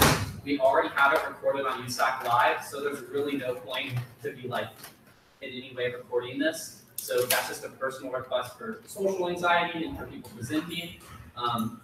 Just let Usac Live do its job. The link is on Usac and the link is on the IDP page if you all want to follow that and get recordings from that. Is that cool? Okay, thank you. Are we ready? Yeah. Great. All right, hello everyone, my name is Asha, and the discussion item I put on the agenda is administrative overstep at the National Students for Justice Palestine Conference. I do want to have a disclaimer, I don't want to talk about the collapse of the conference specifically, but external pressure, including administrative overstep, that I'll get to later within this discussion. But first and foremost, he's just going to talk about what SJP is and background in SJP, just in case individuals within the room aren't familiar with the organization. So hi everyone, my name is Abdi. Who is SJP University Chapter for UCLA and the University Chapter for Students in Palestine was created in 2005, and there are organizations calling and supporting It's okay. Calling supporting of Palestinian liberation and solidarity with the Palestinian call for liberation. As you can see, these are 3 bullet points that are from their website. So if you want to know more specifically about SJP and what they do, please go to their website, please go to their meetings, etc., etc. But we're going to talk about the timeline that led to administrative overstep and external pressure from the UC regions, etc., etc. So we can go to the UC regions meeting at UCLA that was held here from September 25th through September 27th. There was an open session with students who gave public comment, like every other region meeting. The student actually gave public comment in opposition of the conference being held here in reference to UCOP, which is UC Office of the President, just in case you are not familiar, policy. The policy was 70.20.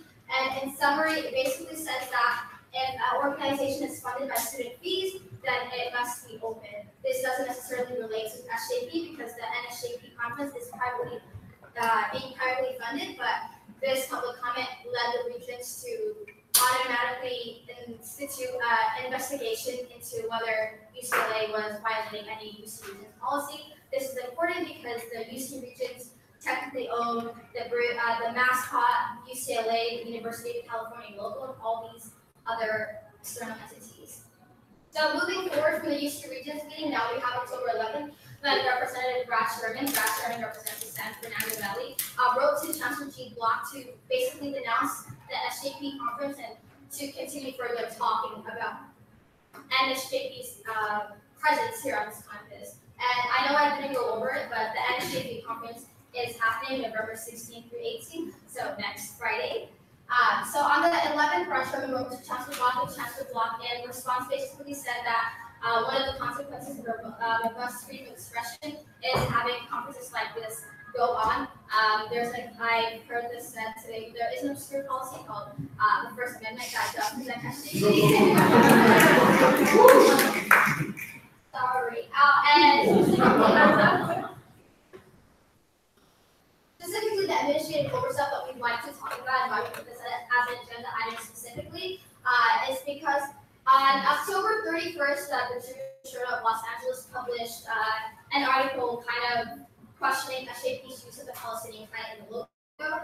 The same day, Vice Chancellor Michael Beck let out a cease and desist letter. The following day, the cease and desist letter was obtained by this Los Angeles News Journal and published on their website. This actually, I think I can click hyperlink the actual cease and desist letter by Michael Beck. And basically, in summary, Michael Beck, who's administrative vice chancellor here at UCLA, is referring to UCLA's policy 110, and is using that basically saying that NSJP cannot be associated with UCLA in the way of the broom bear, in the way of UCLA's name being there, because it violates policy 110 110 because the Bruin Bear, the mascot of the University of California, Los Angeles title in itself is a product of the UC regions of California. This is what I consider an overstep in the sense that this letter was sent out to SJP on October 31st, and they had until November 5th to comply to Vice Chancellor's request, or potentially could face the cancellation of this conference. We've had numerous conferences here at UCLA, we've had numerous post conferences here at UCLA, and nothing of the sort, especially with radical, I guess, right-wing speakers that could suppress the voice of marginalized communities here at UCLA. None of similar action were taken in that aspect of bringing about policy consent. It seems like specific policy kind of used to undermine the NSJP conference.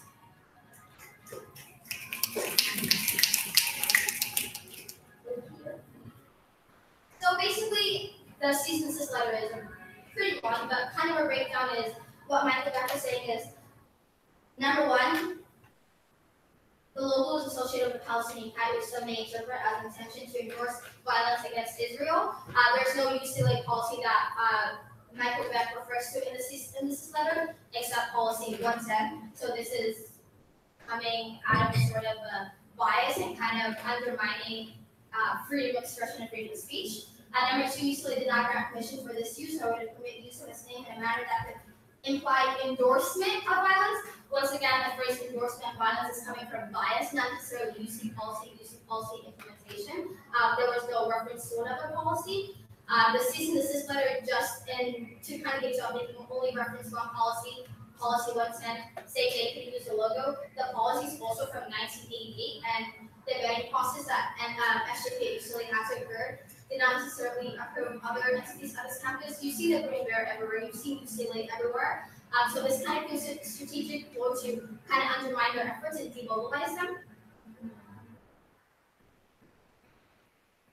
Okie dokie, and today what happened, actually the Los Angeles City Council unanimously voted to stop the NSJP conference from happening here at UCLA. Our Westwood Councilman, Representative Paul Perez, actually introduced the resolution and it passed unanimously. Paul Perez has also written like Brad Sherman to Chancellor Jean Watt in hopes of shutting down the conference. So let's look at the logo difference. So the only thing that was taken out specifically was the UCLA name, and the UCLA name has been seen in numerous other instances of numerous other organizations and entities. It's kind of questionable to me that a cease and desist letter was specifically sent out for just the removal of UCLA. It kind of seems more as a strategic pulling of the strings by the administration.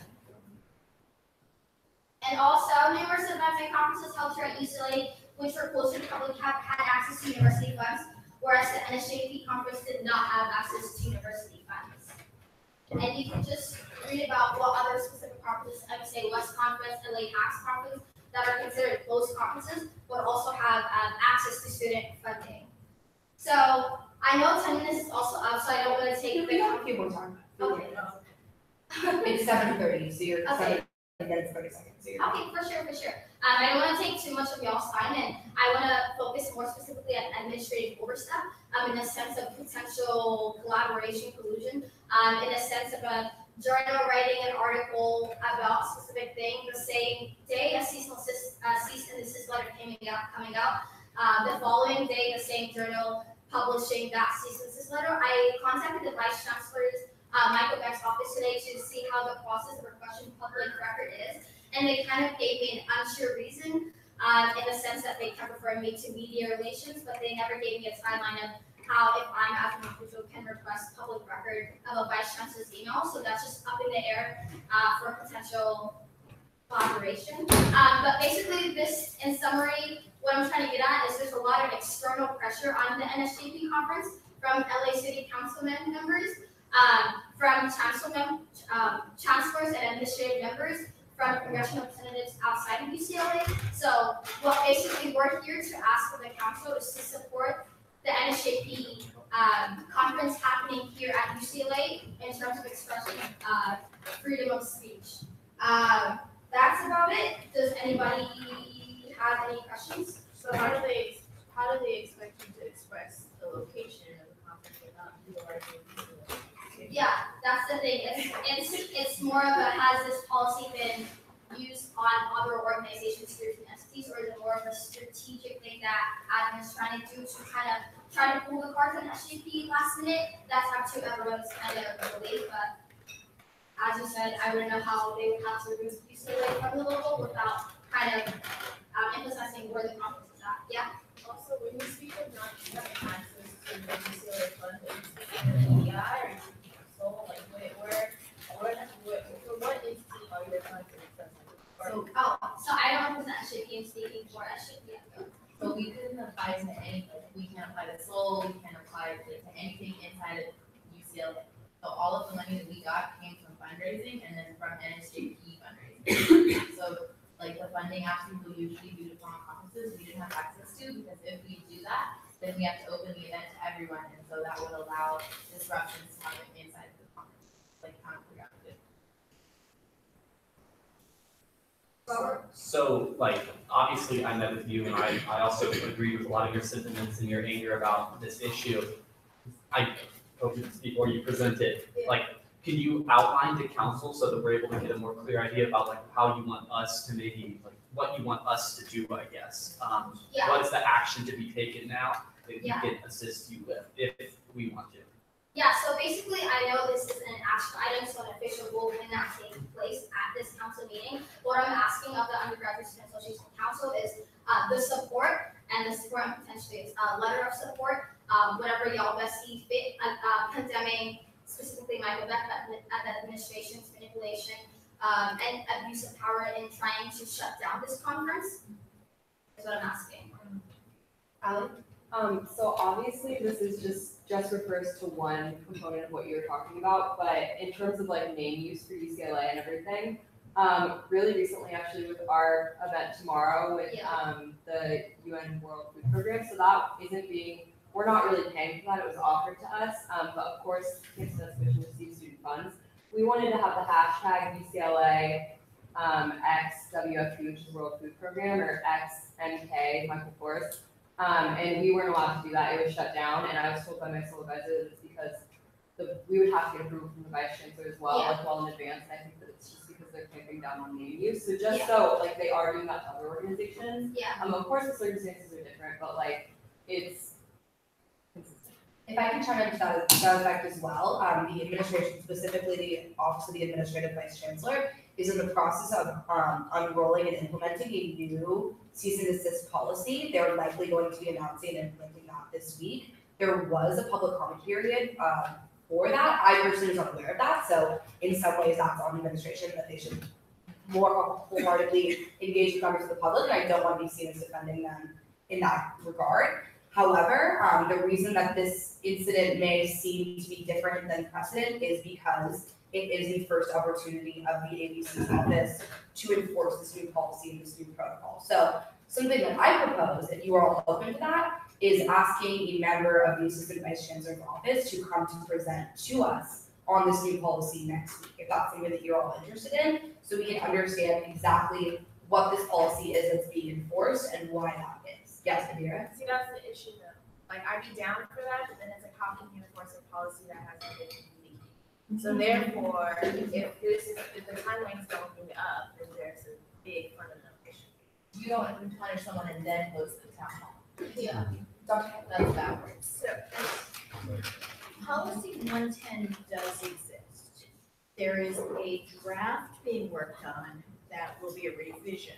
I think what Claire might be able to do is ask him to come explain the current policy, as well as talk about the revisions that they're hoping to make and what the timeline might be for that.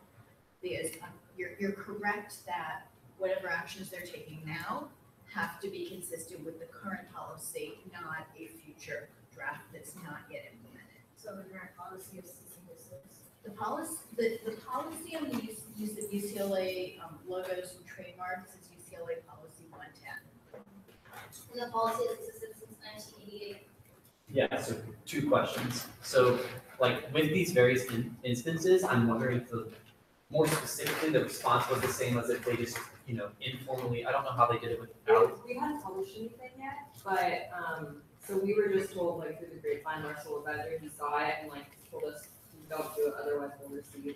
So, yeah, Something from them. that's something I'm interested in, is like looking into more like, if you can find like contradictions basically of when entities have just been like, maybe just informally requested to, not use their name or logo when they haven't. So I would get, I know you already, I think, have examples of that, but, like really provide that to us, because that would help. The other thing is, I know this was difficult for me to understand when you first explained it to me. Can you like go over again the like collusion side of things with like, I know the magazine that released it, like coincident, you have to say, like, could you talk Yeah, about so that? it's all up in the air. It's something that was a lot of overlap that kind of confused me specifically.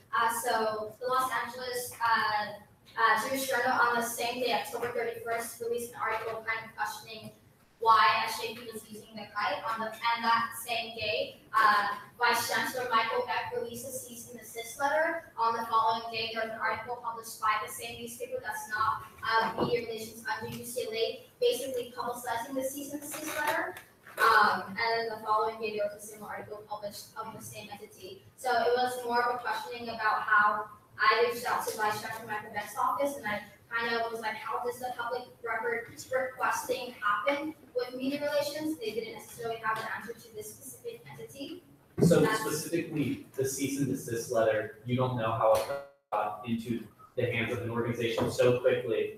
Yeah, so it was the Yeah. following day. The Yeah. cease and desist letter was written the same day the article was written, and the following day there was an article with the cease and desist letter as public information. So we were just curious as to the requesting process, because there's so much overlap with administration and these journals as well. Gotcha. What is your submission? I just want to say, I thought it was my impression that the way that you can identify location, and maybe I'm calling this wrong, but what you can do is you can't say UCLA Justice Conference, but you can say Justice Conference at UCLA. So, I mean, I think the resolution is usually the UCC is event at UCLA rather than UCLA. Yeah, and we do understand that there's a lot of entities that have at UCLA at their events, but it was more of the cease and desist letter used the policy, and then by enforcing the policy, it gave them less than a week to comply with the policy before taking steps to possibly shut down the conference. So that's what we have an issue with. Just for your first question or statement about the, like how CEC was given the warning. So administration has known about SJP or NSJP having the conference for a longer amount of time. Like they probably know since like what month did we announce it? Probably like late July they've known. So I would like to put the argument out there that the reason that they are stressing this among other boards is because they have the intention of trying to stress it inside of SJP. That's just because I'm Serena and I like to distrust everyone in administration. Yeah.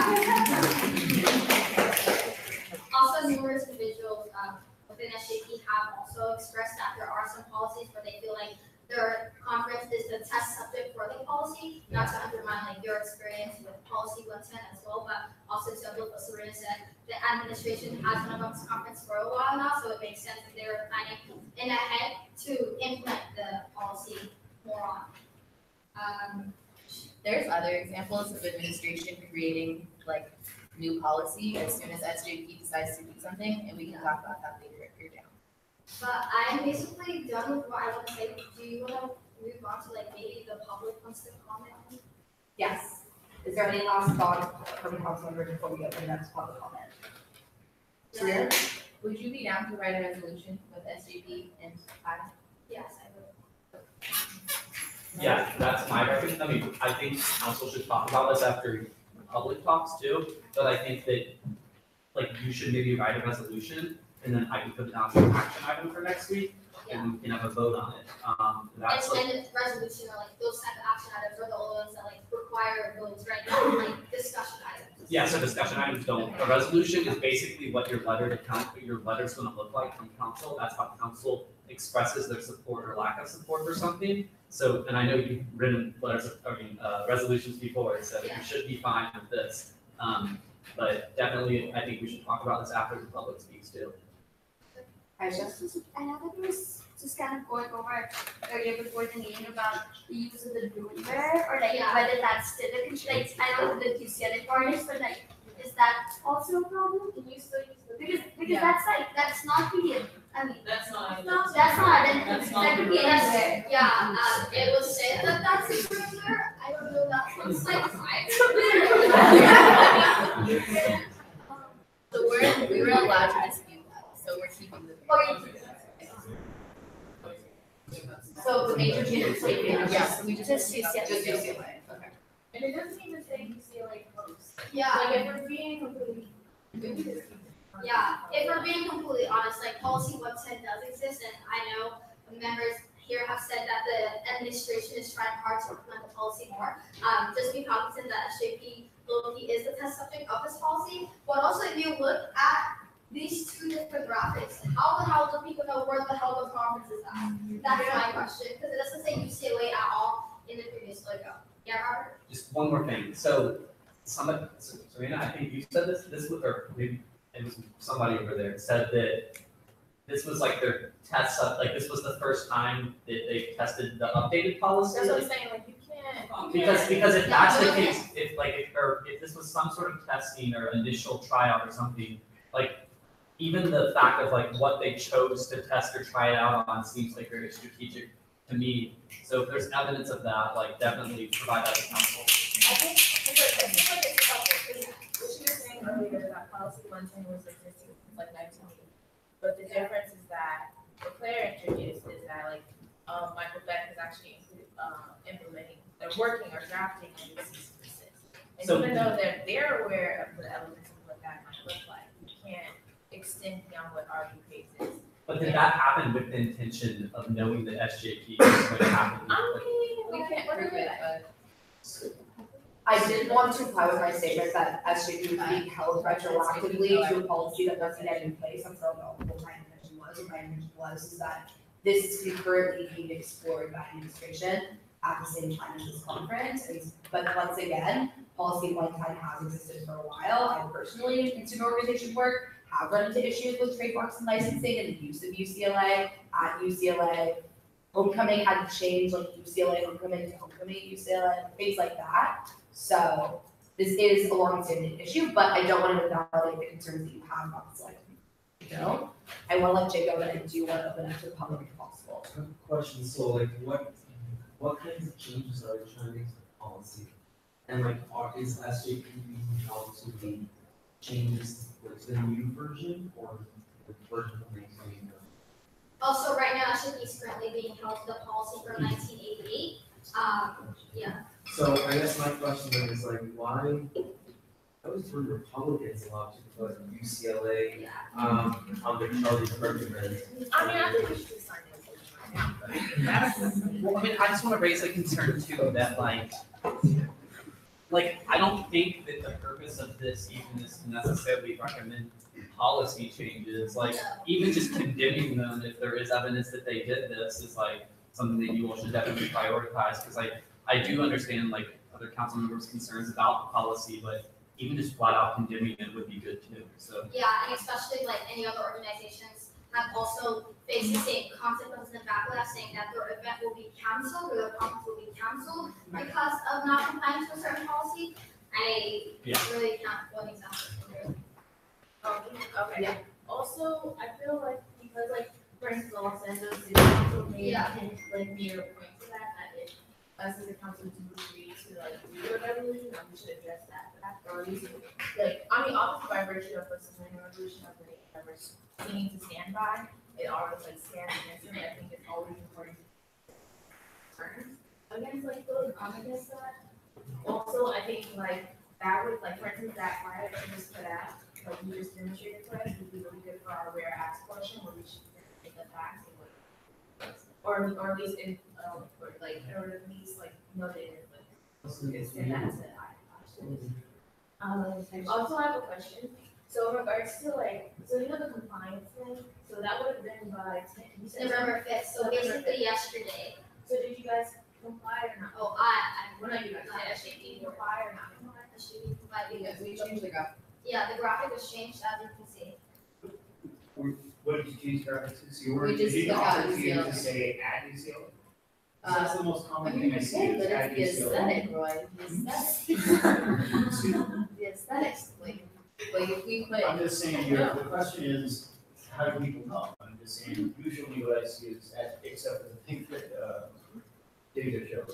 Usually I see at. We were used to seeing it that way, so when the graphic was created, it was, I mean, we could change it to at UCLA, but the idea is that we're being punished in a way that other people are. And I think what the resolution they're asking for is not necessarily to allow them to have the conference, but to highlight. Well, we're gonna have a conference, not just, if. No, I'm I think it's to highlight the oversight, right? Yeah, like, we will take it off, but then we need to make sure everyone else does. Also, in this little cease and send desist letter, it says, in addition, the university hereby reserves its right to pursue whatever additional remedies or claims it may have, including cancellation of the event. So I would also like to know that if this, what is it, the code 180, whatever, has like specific outlines of what is the actions taken if someone doesn't comply, and if that can be something that is holds bias. Like if there's a set sort of punishment for violating the rules, or if this was just blown up to, oh, well, if you don't do it, you're I think it's interesting to do maybe for, it should be a big also solar planners, if they have ever had like a project who's gone to cease and desist and just see a building which is formatted. Because if this is consistent across the board, anyone who's received or has such an issue will have what I'm assuming to be a similar format email. And if it's a similar format email, that is an issue for you in which, like when you're presenting your case. But if it's different, then you can point to like the fact that you're being competent, like if it's just like blankly there, if that makes sense. I don't know, like, we can release that. Not sold, but like, do they know, like, has this happened before? Be like, oh yeah, like, CFC, you had that issue too. CFC, You're like, how has this happened before? Yeah, when we asked about the cease and desist letter, media relations, they basically told us it's like none of our business, because it's not to us specifically. But it's on this website, so it is public record. You can do it. Aisha?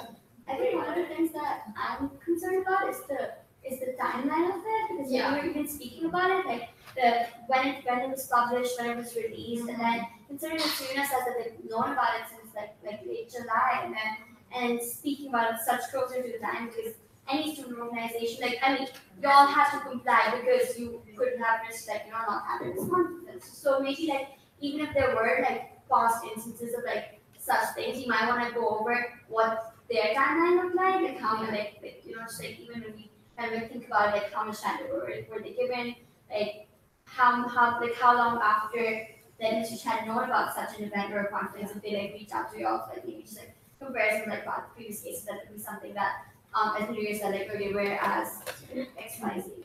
Yeah. Can I ask when the logo was formally released in response to when the cease and desist letter was sent? I haven't seen the logo until after the letter, so I'm just wondering for SJP folks in the room when that logo was released. Any SJP board members want to answer? It was about a week before. A week before, okay, thank you. I'm not sure exactly like what number of days, but like. Sure, no, I'm just curious, thank you. Okay. Ali? Yeah, so this is just one more instance that's really similar, I think. So when we released the Blue Dot site, we had the UCLA logo on someone's hat, I don't know, and we had Jude Walk's likeness and another private individual Andre's likeness, and we received a warning from our school advisor first saying, like, this is your official request to remove it pending cancellation of the event and the takedown of your site. We received like kind of like a warning before, and we had the site published. So I don't know, just in case. I also feel like it's like came from our school advisor instead of like. You have a school advisor? Yeah.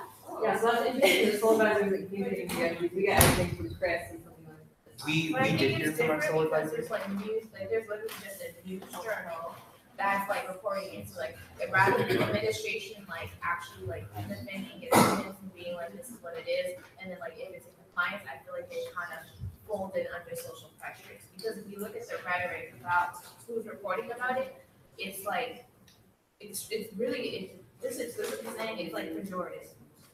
Like, so I think that, and then also you have a lot of people using their political agency to rhetorically like put a stain on this conference as opposed to a solar advisor be like, hey, okay, we'll move on.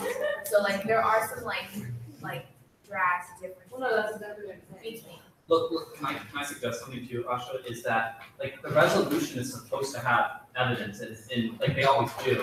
So, I mean, if there is evidence, which I believe there is, just put it in there, and then if council members refute it, they're refuting evidence at that point. So I think that, like, having this discussion is something that can happen also by way of the resolution. And then once we see the evidence, and even in the resolutions, you're supposed to cite your evidence, I think that will make it very clear whether or not we should support the resolution.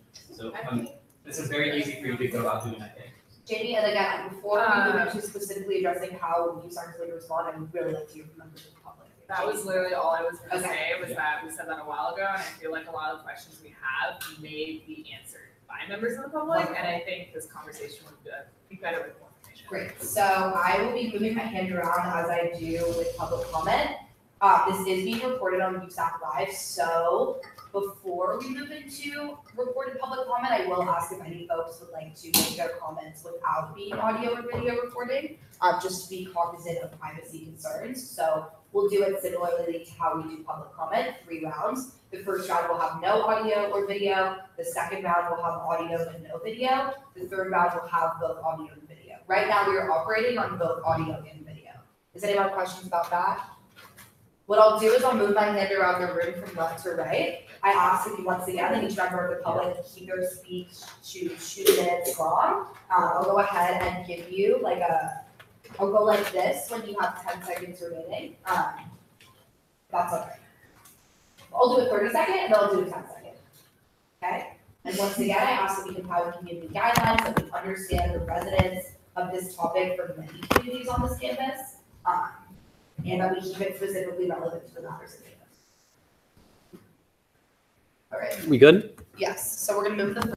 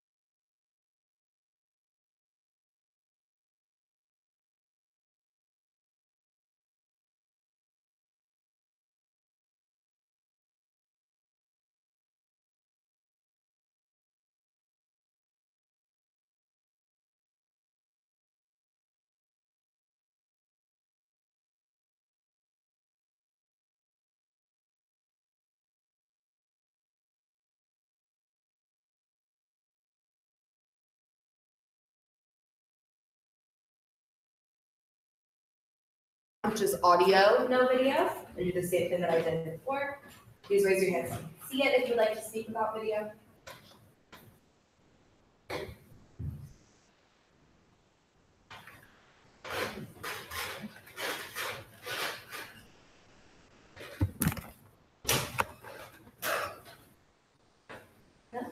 Last call for audio, no video. Great, Robert. So we will now move into public comment with both audio and video recording. So again, I'm gonna start off here. Whoever would like to speak, please speak. Okay. Should I walk over there? Or Melissa?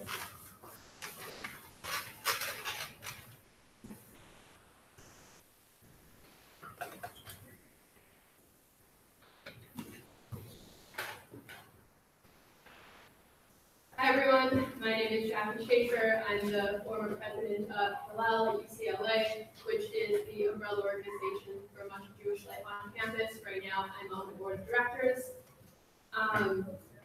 I have no intention to issue a referendum on anti-Zionism or SJP or administrative action. I have no interest in partaking in the annual circus of Israel versus Palestine or SJP versus Rooms for Israel debate on this campus. Everyone's already formed their opinions, and that's that. What I do want to talk about is what happened about a week and a half ago. About a week and a half ago, I woke up, checked my Facebook Messenger, and I had about 7 messages from random Jewish students asking me if I heard him speaking at the National SJP Conference. I said I had no idea. They expressed lots of concern. It turned out there's a speaker. His name is Samer.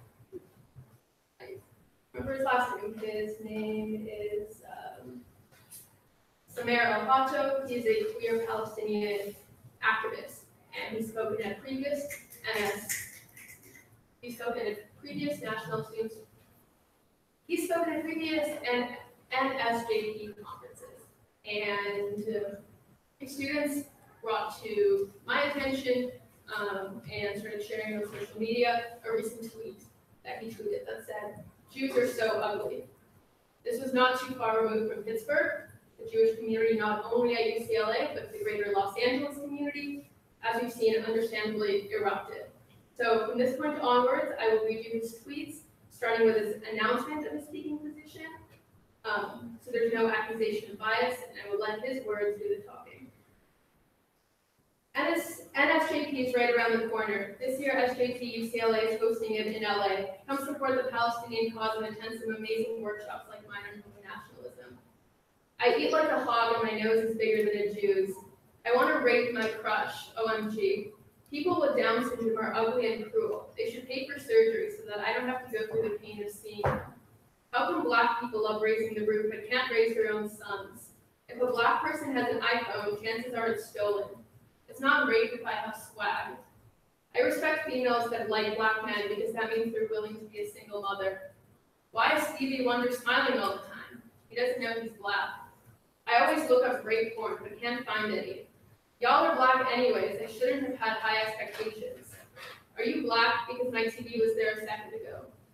Black Twitter out here quoting funny tweets like they actually have working brains instead.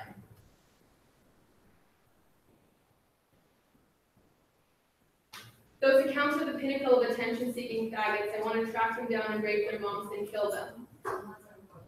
I don't think it's helpful to say these words to people. I think if you just say that he has tweets that you find offensive, we'll understand, and then those of us who feel comfortable going to look at them will. I think the other people were given a chance to speak, and I mean, I would respect that they're members of the Jewish community. We are trigger warnings then for the words that you're using. Yes, I apologize. I'll give a trigger warning for this one, although my last one, or that I did not give a trigger warning before. I, Barack Obama, shut up about gay marriage and go kill all the Jews.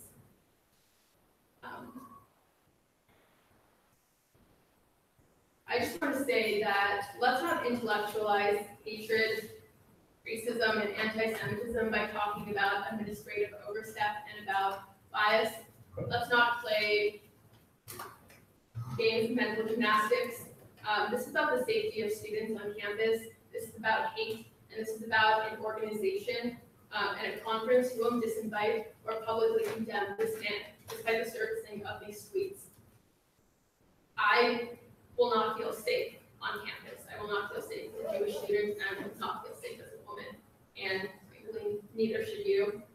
If you care about the safety of Jewish students on this campus, especially in lieu of what happened a week ago, then you will not author a letter supporting this conference, at the very least, until this man is disinvited. We're gonna not have Usac respond, Robert. I'm not responding to that. I'm responding to enforcing our bylaws, which is if we're going to extend the time allotted to public comment and speakers, can we actually have a formal request to do that? Because like, it has nothing to do with you, just in general, if we're going to go above 2 minutes, that needs to be, we need to discuss the bylaws to have that happen. So like that needs to happen before we move on, or else we need to enforce it for every single person in the room. I also want to ask for future speakers, if there are people in this room interrupting, yawning, snickering, making comments, showing middle fingers, that's incredibly disrespectful and childish. And I hope that people afford the same privilege that past speakers have gotten to future speakers. Sorry, yeah, we also like saying like for building, we didn't go to this, like we said earlier, that was the rule, and I was walking around the window and saying that. So I'm watching. Please don't do that, or we're going to ask you to leave. I have no issue with extending the timeline. The reason why I didn't interfere in this one was because the language that was being read was so emotionally charged that it was like cut it off. But if we would like to vote to extend public comment, I just don't want to keep everyone here on that. This isn't a photo. Also, again, like trigger warnings are very important. Like personally, I'm very bloody triggered by what you just said. No offense.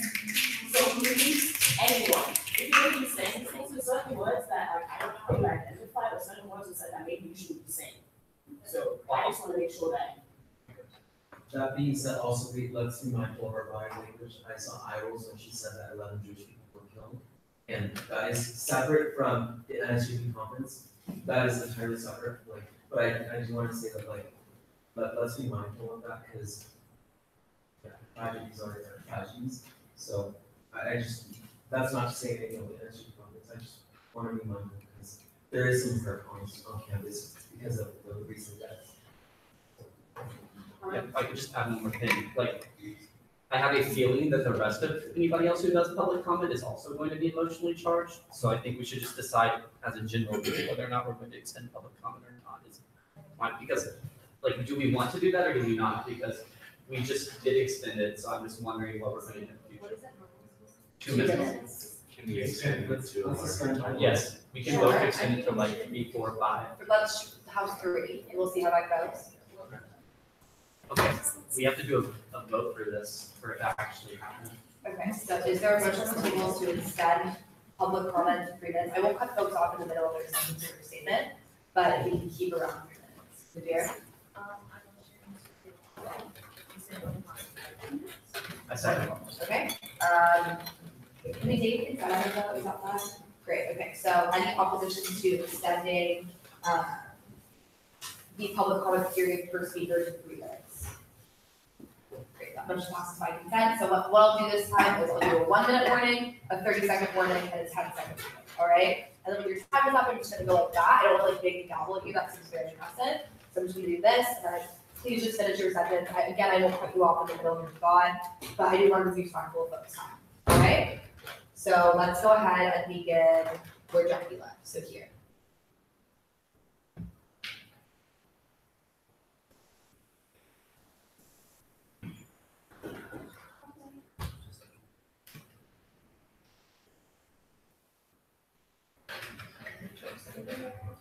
So I should.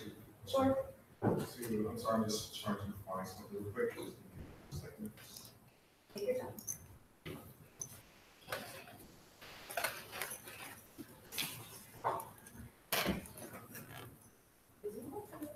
Okay, so I went to address the comments. I mean, like, that was just like really fucked up to equate like the massacre that happened to the Jewish people because of actually anti-Semitism, because of white supremacists that were egged on by Trump to really conflate that with the NSUP conference. And I think that's just pretty sad. And it's just like this idea, this typical trope that somehow like we're anti-Semitic, like this step tapping into these orientalist tropes, like to paint a solidarity group. I think that's just like really fucked up. And then what really made me mad is trying to conquer and divide us by highlighting all of the anti-Black tweets. And I just found it funny. So I just want to read these tweets because those tweets that she read were from years ago. And like none of us are born out of the womb. Like I used to be problematic. I talk shit about Mexicans. I used to say I hate Mexicans. Like I hate undocumented people. I hope they all like get sent back to the border. I used to make terrorist jokes. And, I'm sorry. I'm sorry to trigger it. Sorry.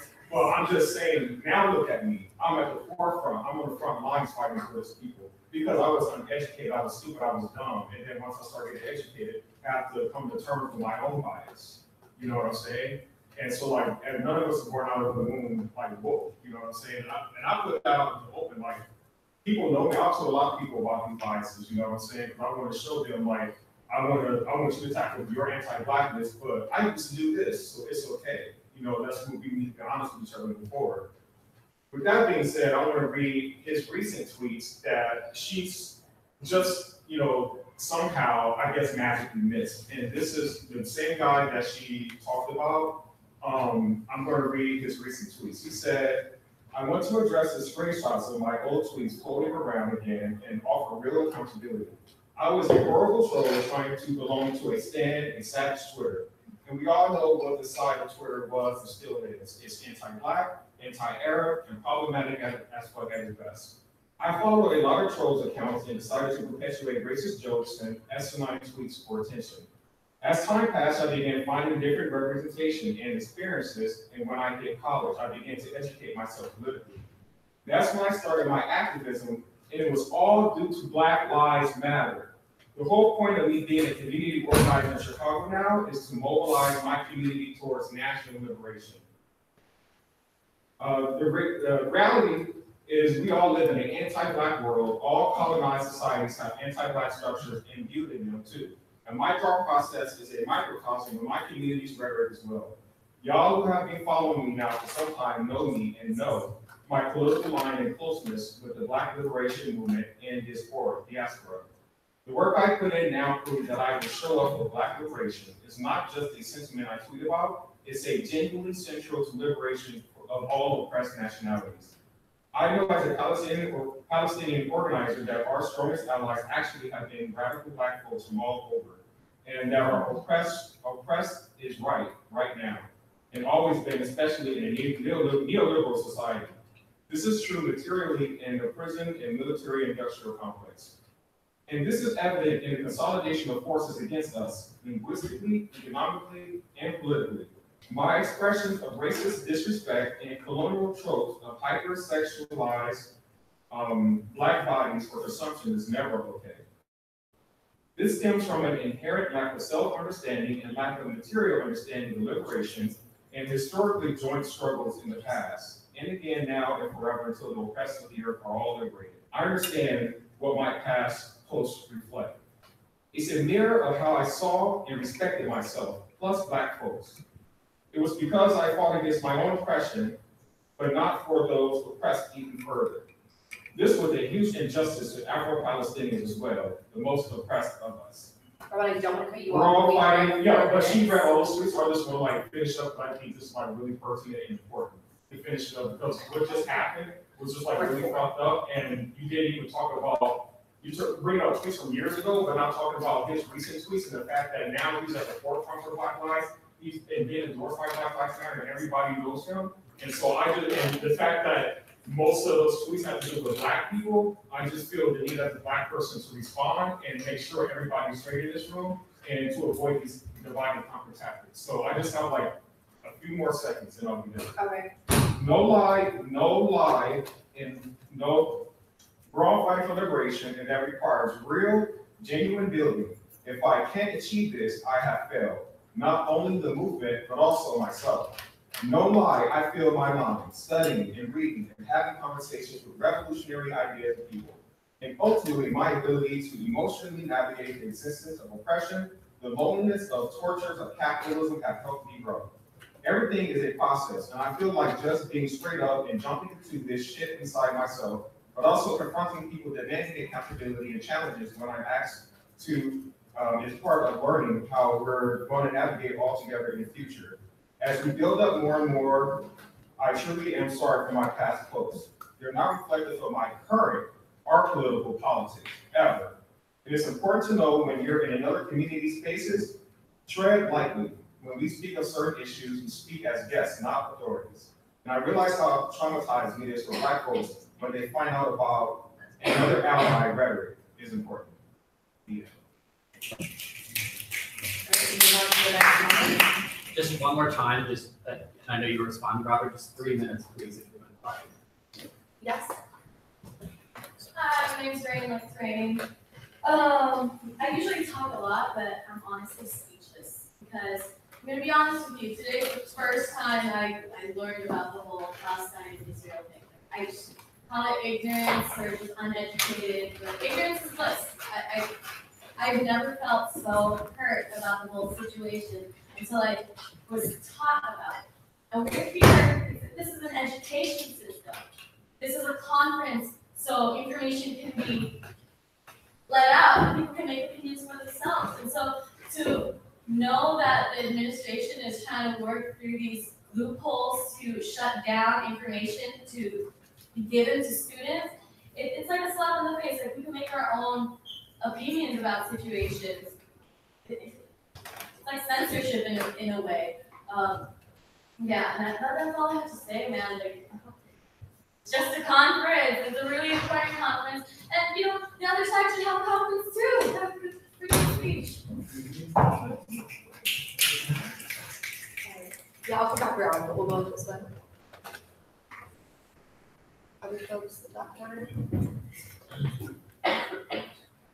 Back here. Yeah, go ahead.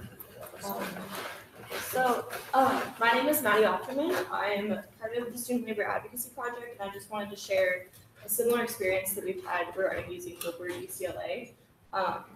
So over the summer, we co-hosted the Student Labor Organizing Conference. It was also co-hosted by APSME Union and also United Students Against Sweatshops. And I wish I could show you all the graphic we used, but I can't really pull it up. But basically, our cover photo for the event, it just said the word UCLA. It didn't say at UCLA. It said like Student Labor Organizing Conference. It said like the date, and then it just said UCLA, and no one came after us. The space of the event was public. It was shared at all the UC campuses. It was like available for anyone to see it, and no one came after us at all. We didn't hear anything. We did deal with the solar advisor during this conference just for booking rooms, and student funding was used to book rooms. So this event was affiliated in some ways with UCLA. But no one cared that we just put that word. So I do think this is a targeted attack at the NSJP conference to stifle their free speech because this policy hasn't been used in a similar way to other groups. Thank you. And one of the posters are wired, so the council members are aware.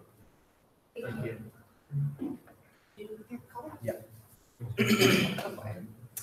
Hey all, my name is Iram. I'm a board member of SJP, and I'm on the steering committee of NSJP.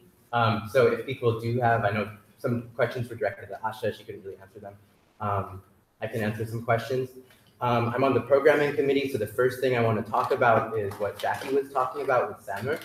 He will not be disinvited because he was not invited. We never published who our speakers will be. We never have any plans to do that. So I'm not sure how she got this information that he was coming to speak at the conference. He did apply to be a speaker at the conference. We reviewed his entry. He already spoke last year, and we looked at his tweets. We talked to him to see to what extent he was held accountable, and we decided that now is not the time. So I just want to lay that out there. That's not happening. If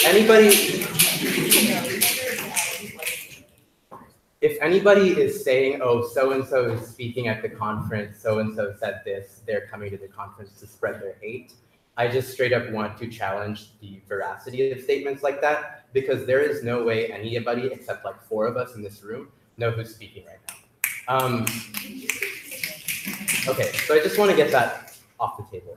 I had a little list of things to talk about. SJP is a group about liberation and freedom and justice and the end of oppression. Some people feel uncomfortable because of our presence and because of the things we talk about and because of the frank way that we approach the existence of apartheid in Israel. That's a thing that exists. That's a thing that has been recognized by people who've experienced apartheid in South Africa and elsewhere. And it's not a controvertible fact. There exists apartheid in Israel. As students who support justice, we oppose that. Some people feel uncomfortable about the fact that we fight oppression. If the fact that somebody is fighting oppression makes you feel uncomfortable, maybe you should ask yourself why. Let's see. I have one more thing to talk about. Now, Asha was really knowledgeable about the specific, policies and procedures administratively. I want to zoom out a little bit on our experience and talk about the broader political context. The political status quo in our country is unambiguous, unconditional support for the state of Israel, no matter what human rights violations they commit. And the pushback we've received from people like Trump's legal aides, Representative Sherman, we believe are consistent with the fact that we are going against the political status quo in America. We are asking that the UCLA administration don't bow to that same political status quo and allow for there to be political diversity on campus. It's as simple as that. No, I think I've said everything, but again, I am on the steering committee and the programming committee and a handful of other committees. So I'm availing myself to questions from anybody at any time. Thank you very much. Can you see that line? Huh? Can you see that line? Yes. Do you want to talk? Sorry? Do you want to talk more?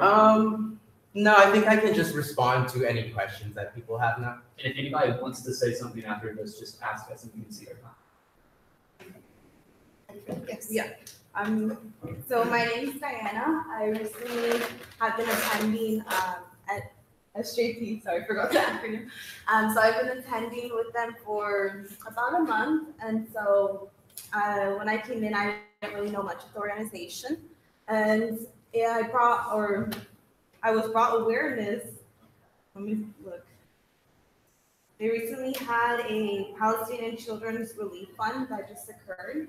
And so I was brought awareness of what's going on in terms of helping over there, what's going on. And I just want to say that every time I go to the clubs or I go to the meetings for the clubs, I feel like I'm safe. I feel like I learn and I engage with the group. And so I've enjoyed being there and just learning more about what's going on. So I personally want to have this conference happen because I'm planning to volunteer on Friday. I'm planning to take time off. I already asked, I was at a homeless shelter, so I already asked time in advance. Oh. I'm not gonna get emotional, but I asked time in advance, to have it off because I want to be there and just be able to attend the workshops and so be more educated. Thank you.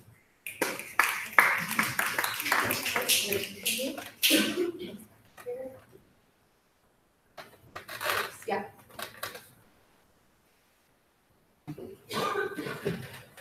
You're good. Yep. Hi, my name is Justin Feldman. My indigenous name is Yitzhak Ishsadeh, and I'm a third-year transfer student. I want to talk to you all tonight about intellectualized hatred and student safety.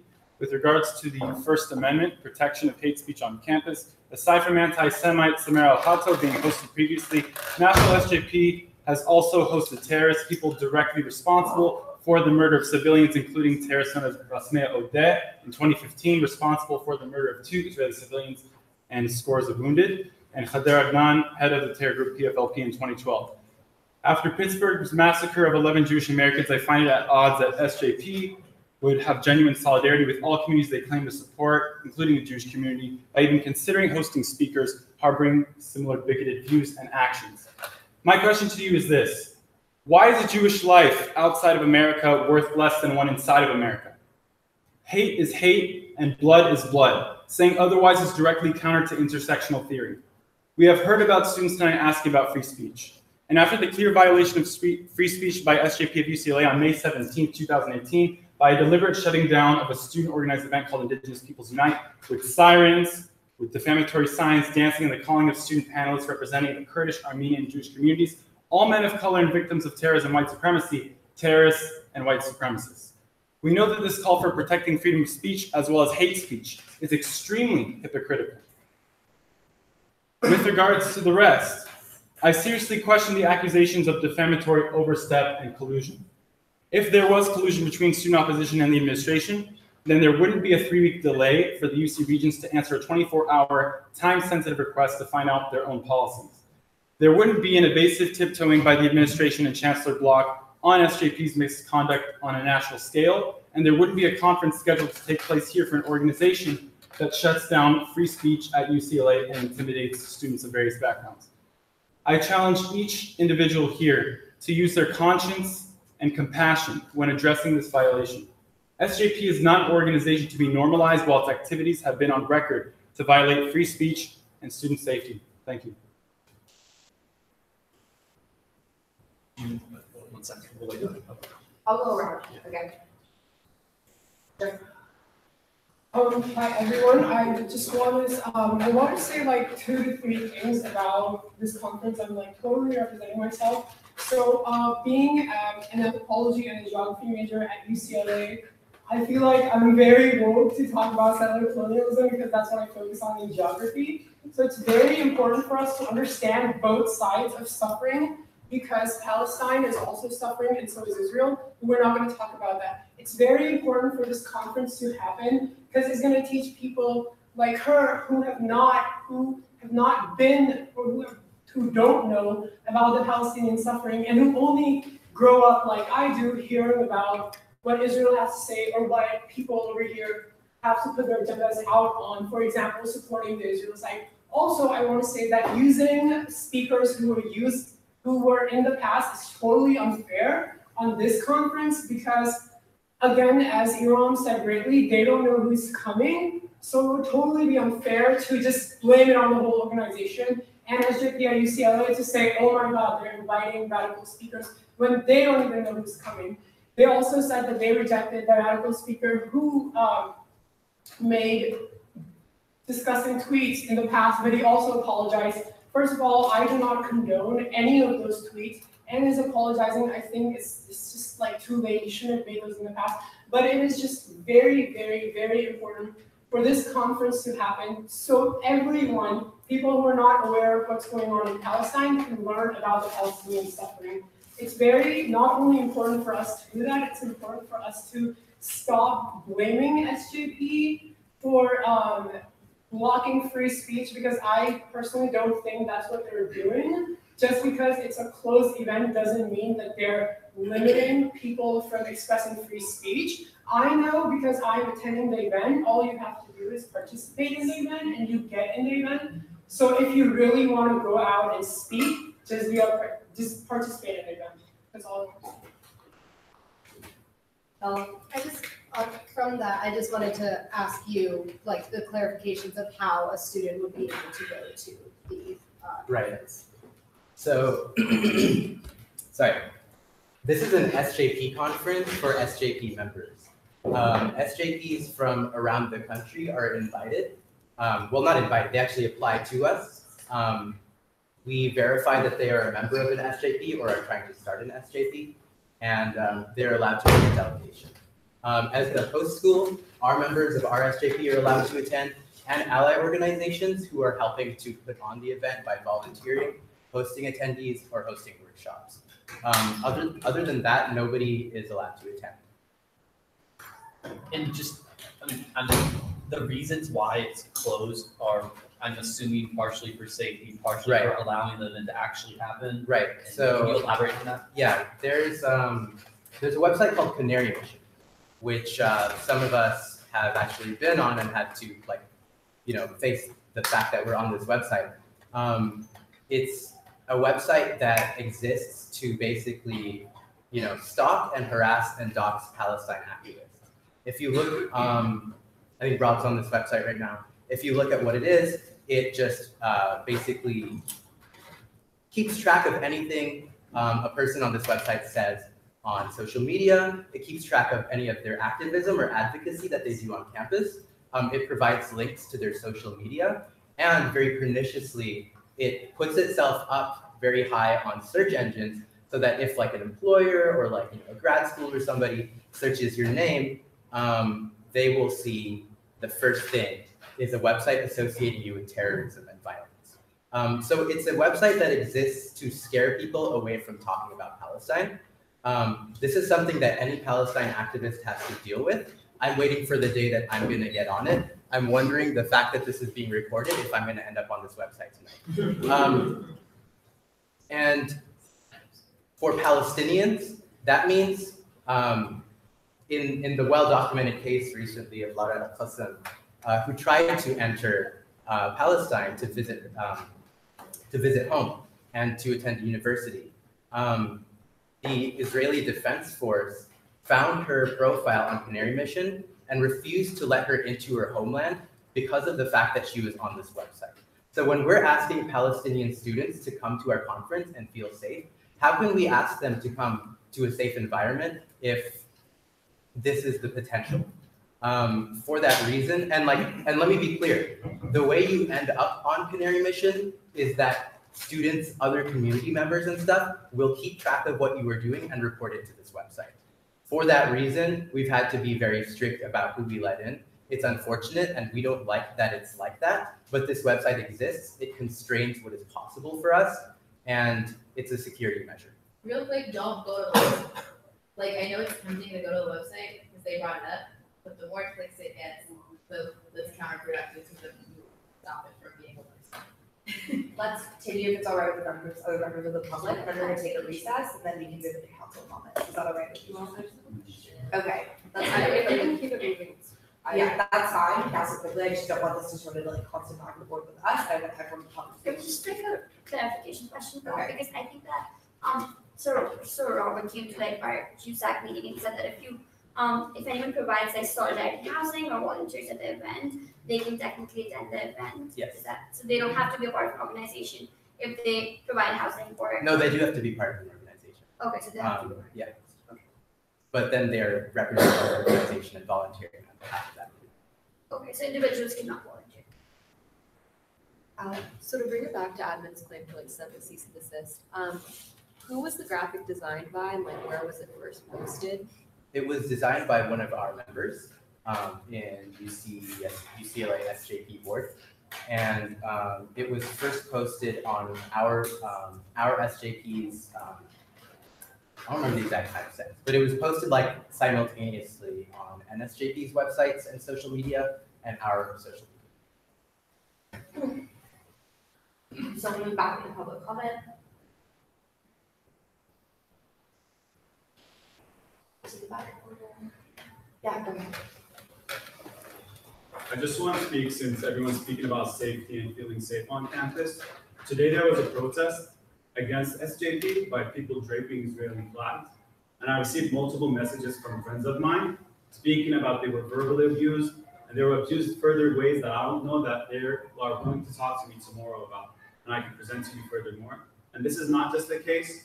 We were approached by the rabbi and he told us about two hijabis being abused by these people on campus today simply for drawing the hijab. Verbally abused by them.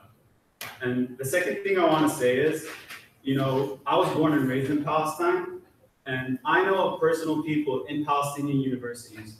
The president for the student government was arrested for simply speaking about stuff, and people are arrested for posting things on Facebook. And the reason I left Palestine to come to the United States, to a university here, is to be able to speak anything that comes to me, to be able to speak of the oppressions that the Israeli government places on me. I was silenced inside of Palestine, and I came to the US so I can speak my opinion. I'm not here to be silenced by Zionism again.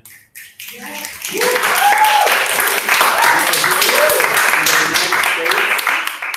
has the right of freedom of speech. And this conference is a way for everybody to express the oppressions that they face on a daily basis in Palestine and to educate the UCLA public about it. It is not in a way attacking people or attacking everybody, and we don't want to be silenced by Zionism every single day. Thank you.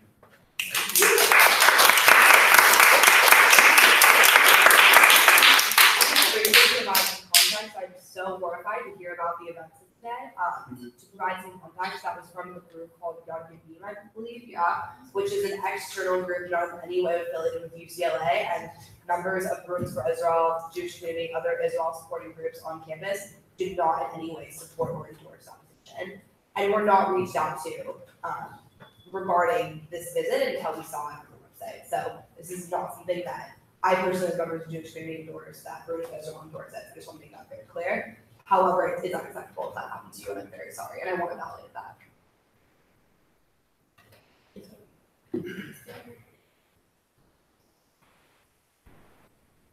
Sure, go for it. I want to respond to some comments that were issued earlier. Firstly, I think we can all agree that some previous comments were saturated in racist dog whistles around terrorism, something that is plainly an expression of anti-Palestinian racism and Islamophobia, something that is crushing our communities right now. And I want to problematize that discourse. I have a simple question, which is that, Justin, you spoke at the Regents meeting a few weeks ago, and you brought up UCOP policy 7020. I'm curious how you found out about that. So can you talk about that? Can you elaborate on the policy itself? You were the one who brought it to the Regents, so maybe you can talk about it. Like, who told you about it? Did you find out about it yourself? If you would like to respond, you can. I don't want you to feel put on the spot. If you would not like to respond, you can decline to respond. I decline to respond. Okay. Well, I mean, if we're talking about, collusion and stuff, backdoor dealings, I don't know.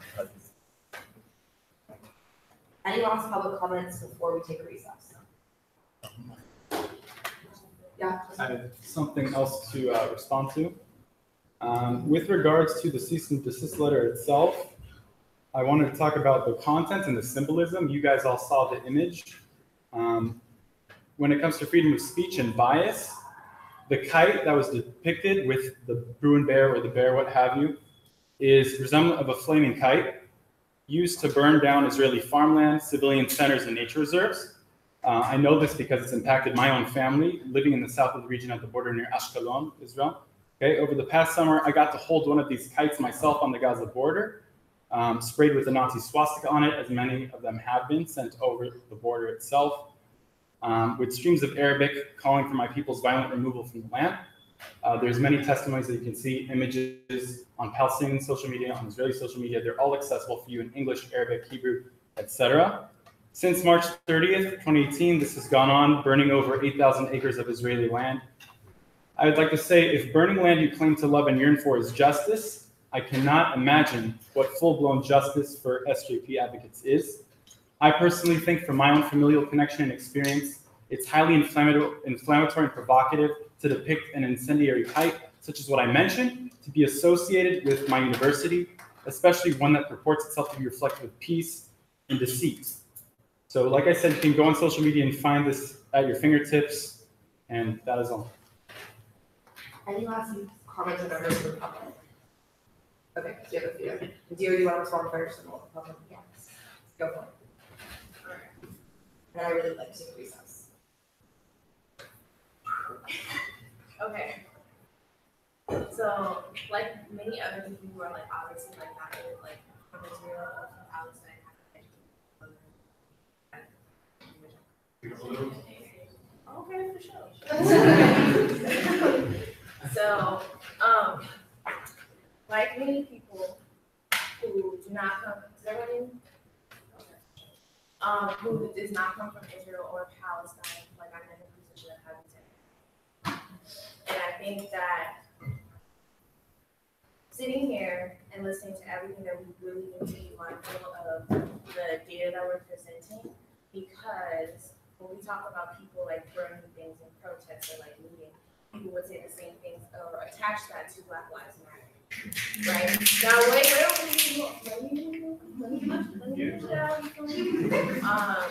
and the reason why I feel like that's important is because I see it from both sides. It seems that everyone is calling on Usac to make a decision either which way. And I think that it's super important that if you want us to make a decision that's in a way that, and this is for anybody on either side, that we don't think that too.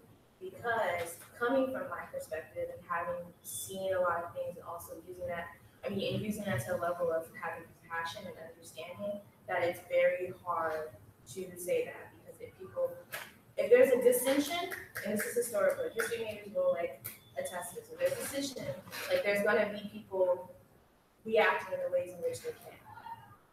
We see a lot of stuff written down about SJP someone introduced the idea of like Palestinians burning things down or whatever. So we just need to be mindful of what the facts are and not use rhetoric recklessly. That's all I'm saying. Because it can also be used to demoralize movements that are actually for people. For instance, what happened in Ferguson, in the conjunction of that, which happened to Mike Brown, who was killed by officers. People blamed the looting instead of it. And it wasn't even looting. There's a small portion of folks who were looting. It was complete public outrage, all up in the streets against the police, not necessarily fighting the police, but basically like exercising civil disobedience. And the news media also like manipulated that to make it seem like people were acting disorderly and destroying their own neighborhood. So I just think we should be very mindful, just because historically what happened in Ferguson was nothing compared to the loss of life, nothing compared to that. So let's just speak matter of factly and not necessarily use it in a way that's going to be detrimental to our own cause. You can comment on all the folks who haven't had a chance to speak if they would like to speak. If there are any other folks that have spoken before that have pressing comments, of course, you're free to make them, but I do want to start moving public comment towards resolution. Go for it. Hi, I would just like to very briefly vocalize my support of SJP as an individual as well as a member of the Student Advocacy Project at USAC. It's unacceptable for SJP and NSJP to be targeted by the administration in the way that it's being targeted right now. It's critical and it's unfair, and we should not allow except for forces on campus to try to obstruct and stifle discourse about achieving justice for Palestine. And I just wanted to vocalize my support, vocalize SLAP support, and to say that we stand by SJP and SJP. Any other folks that have not yet spoken? Any folks that have spoken that have something to press?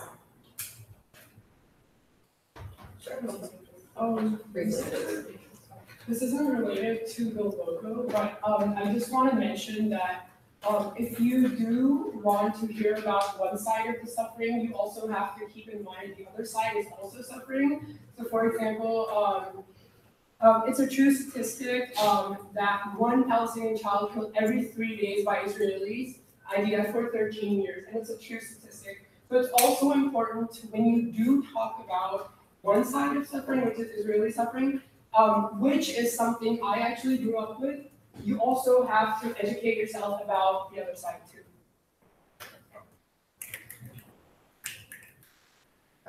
Last comments. All right, I'm going to move for a 10-minute recess. It's currently 9:42. Let's be back with the room at 9:52. Thank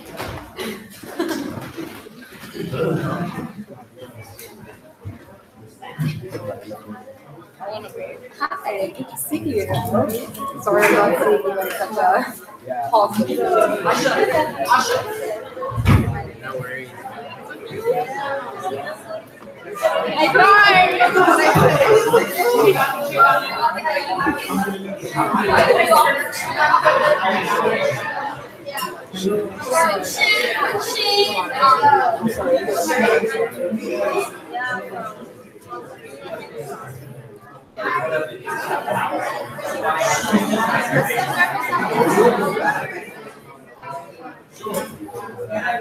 I miss you, baby. Why am I a piece? What do you mean? Go. I'm not political. Keep it pushing. Keep it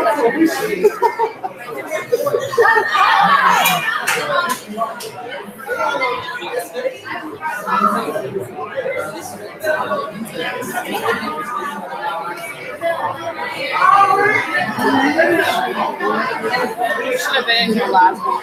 I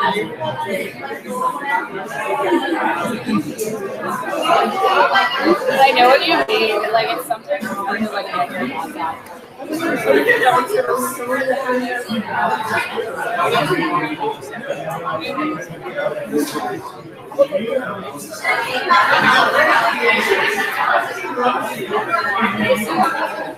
I know. each other, like these like high intensity. It's always like it wasn't all slow.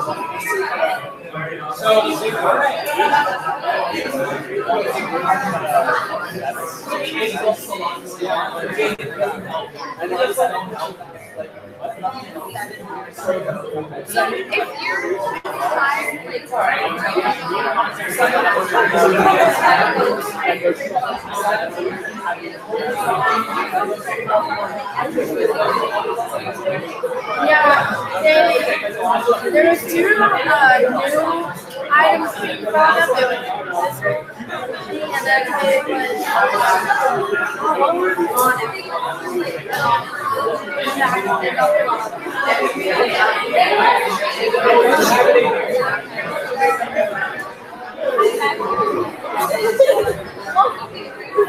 I was like, because I heard like an alternate.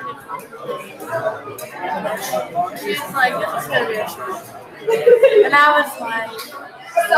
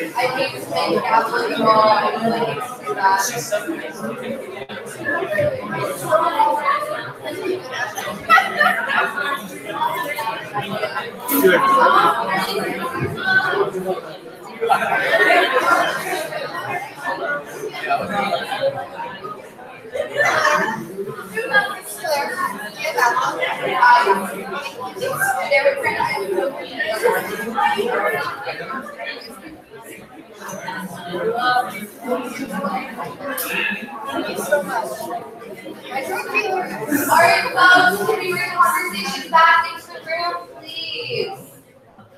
Thank you. Alright. So, alright. Folks, I really don't want to have to yell over all of y'all. Thank you. Thank you. Great. So once again, this isn't a conversation that has to conclude at the conclusion of this meeting. However, I do think that it is appropriate to address Usac council members' response and feelings in relation to some of the sentiments that were brought up by the public. And I appreciate and want to commend members of the public for being here, for speaking in a space that can feel intimidating, and for being vulnerable and honest with some of the things that were brought up. And I also hope that as council members, we can continue to hold ourselves to the same community guidelines that we asked of in the public. So before I open it up to all of you, I would like to kind of speak in an attempt to process how I'm feeling right now. And this will probably be the last thing that I say on the subject tonight. So I wrote something during the recess and I'm just going to read it. I want to be clear about my intentions. I am not interested in interfering with SJP's right to organize and to host this conference, and I will not do so. I am not interested in invalidating the lived experiences of the Palestinian people, nor am I interested in glossing over Israel's role in this experience, and I will not do so. However, as a Jewish Zionist student on this campus, I must acknowledge the resonance of some of the rhetoric tonight, of the logo, and of the conference itself for myself and my communities. I am not at all comfortable affixing my name or my position to a resolution in support of the conference or in condemnation of an action by administration that I do not feel was unjustified. To me, this resolution represents a direct statement in regards to my psychological safety and support on campus. That being said, I respect the democratic nature of this council and that my voice is only one of 14 who are all elected with different purposes and different experiences, and empower you all to proceed as you may. I simply ask that my position and my identities be taken into account and respected on this council. And most of all, I ask that the safety of my Jewish and Israel communities are not left as an afterthought. With that, I'm going to open it up to any discussion or conversation from members of council. there was a lot of different like topics tossed about tonight. Could we maybe like concisely, maybe Asha, if you want to like reiterate this, what the call to action is and what would be articulated in a potential resolution in support of the conference, support of freedom of speech, directly tied to the logo, just to kind of like a summary sentence break down. Yeah, also I would just like to clarify that I am not an SJP board member. I've actually only gone to one SJP meeting, so SJP has asked me to present to them. So if anyone has any other questions besides Bella, please direct them to SJP board members, which was Iran as they spoke. So my action item specifically was talking in regards to policies that administration in the regions have been talking about that have undermined SJP's role in hosting the conference, if that kind of makes sense. Yeah, I mean, I just wanted to validate everybody's feelings here. I know I'm close friends with a lot of you. I'm friends with some of you on Facebook. I'm friends with Justin on Facebook.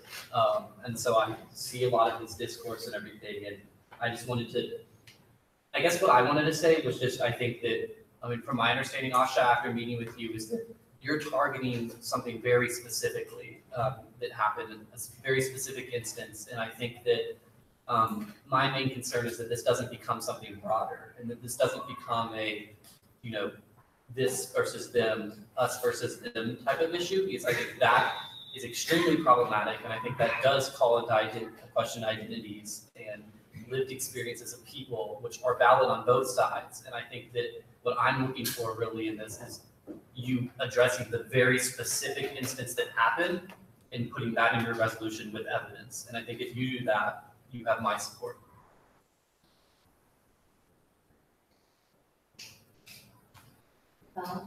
Another question. So a couple different representatives from like Ali spoke and the individual on behalf of Mesha of the different kind of like logoing and things of that nature. So and I thought it was interesting how it wasn't presented through a sole advisor. Would that be something that you would articulate in your resolution, that it was, that y'all were treated in a separate manner than other, like other communities that have had logoing and licensing issues? Yeah, that could be something that SJP decides specifically. Can I ask a question? Is anyone from SJP in here right now? Sorry, just so I can see. It would be to them. If they're not here, it's fine. It's just a logistical question. The board members are actually convening in their office as we speak. Okay, no problem. I just wanted to know if they had a sole advisor. Now I'm confused. They do. Okay. And I think they did, that's what we were talking about. A lot of people were talking about they had their sole advisors and it was more of a planning issue. Yeah, okay, that's all I was getting confused, because I thought because they didn't get student fees, and they were, Because. No, go ahead. If like for university policy, if you used to do something like that. That's also, that's the openness of the event. I was So saying, if it goes event, they.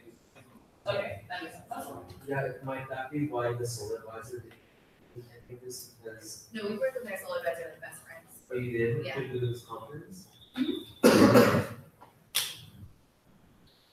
And your sole advisor didn't let you know anything about the logo prior to the season. And does it, like when it was posted, because I've been looking a little bit at the website,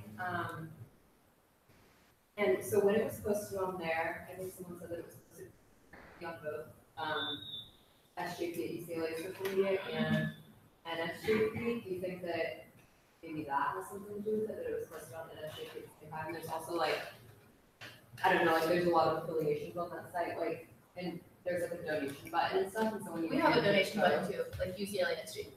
Oh, okay. Because when you read in the code, it says like, I don't know, like stuff about commercial use and all of that, and like it. So I'm just wondering if maybe it's something. I think that it can't be simplified that much, but I'm wondering if maybe that's what the justification would be. Well, like the donation button is, this is just to that point, that's really good. So it's I was like.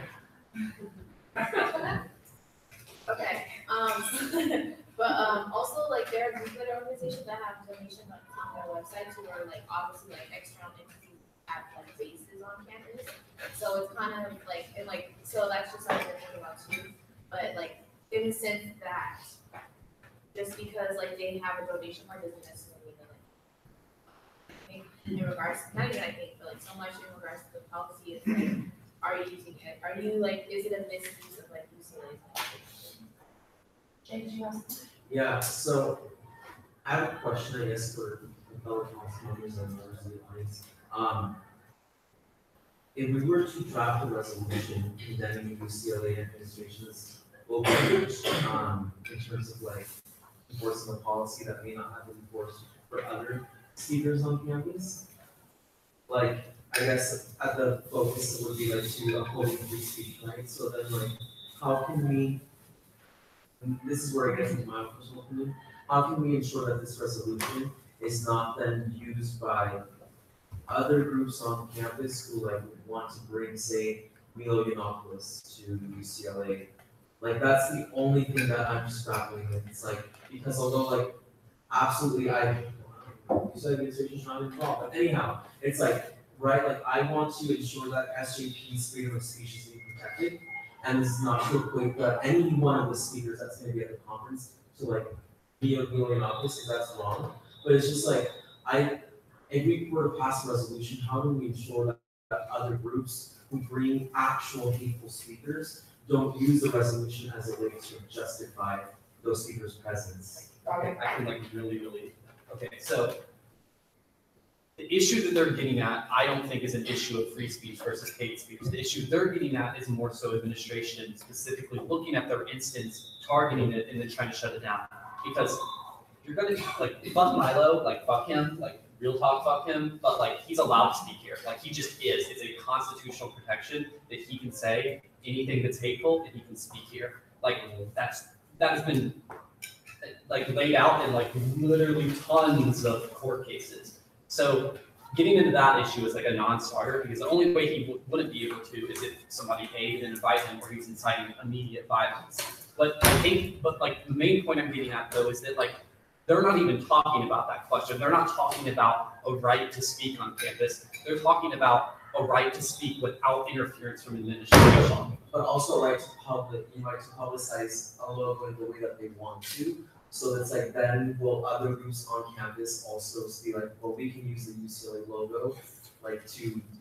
So their issue is not that the administration is targeting them. Yeah, sorry, just real quick. It's not that they're targeting, it's not that they're using the logo or not, it's how they were treated about using the logo and how it's not equal treatment. So I don't think they want to be like exempt from using their logo, they just want equal treatment in doing so, right? So I think that's what the resolution is targeting. Yeah, sorry. Dr. Gal, did you want to say that?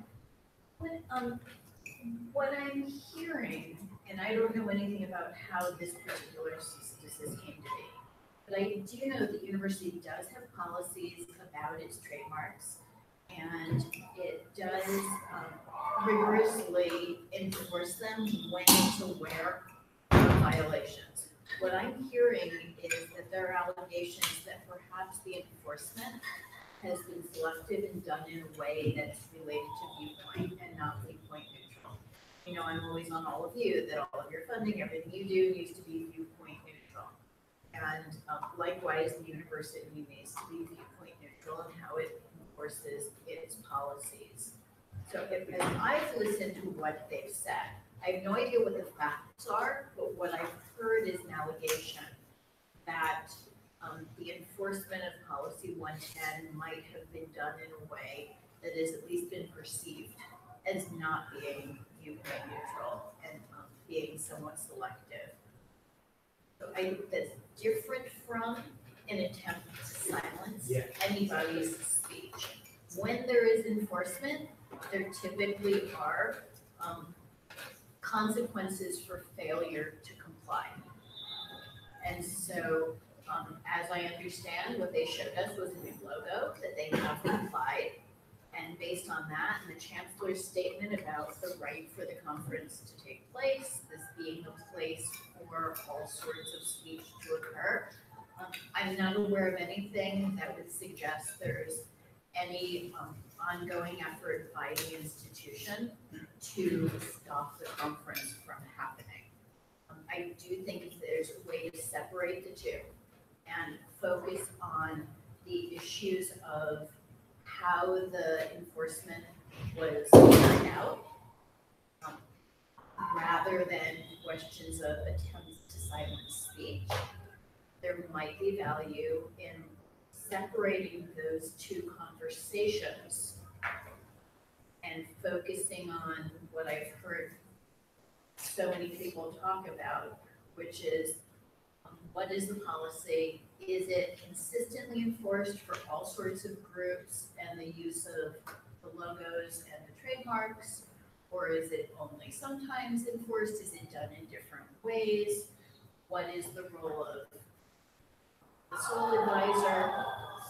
What is the role of administration? I think you've got lots of questions there. It's fair to ask the questions. But that is separate from suggesting that the desire was to stop the event. If that's the direction that you want to go, it's a very different statement that you're being made. And I would just think about which it is. Is it both or is it one or the other? I would say in some ways it was a stifle movement, possibly.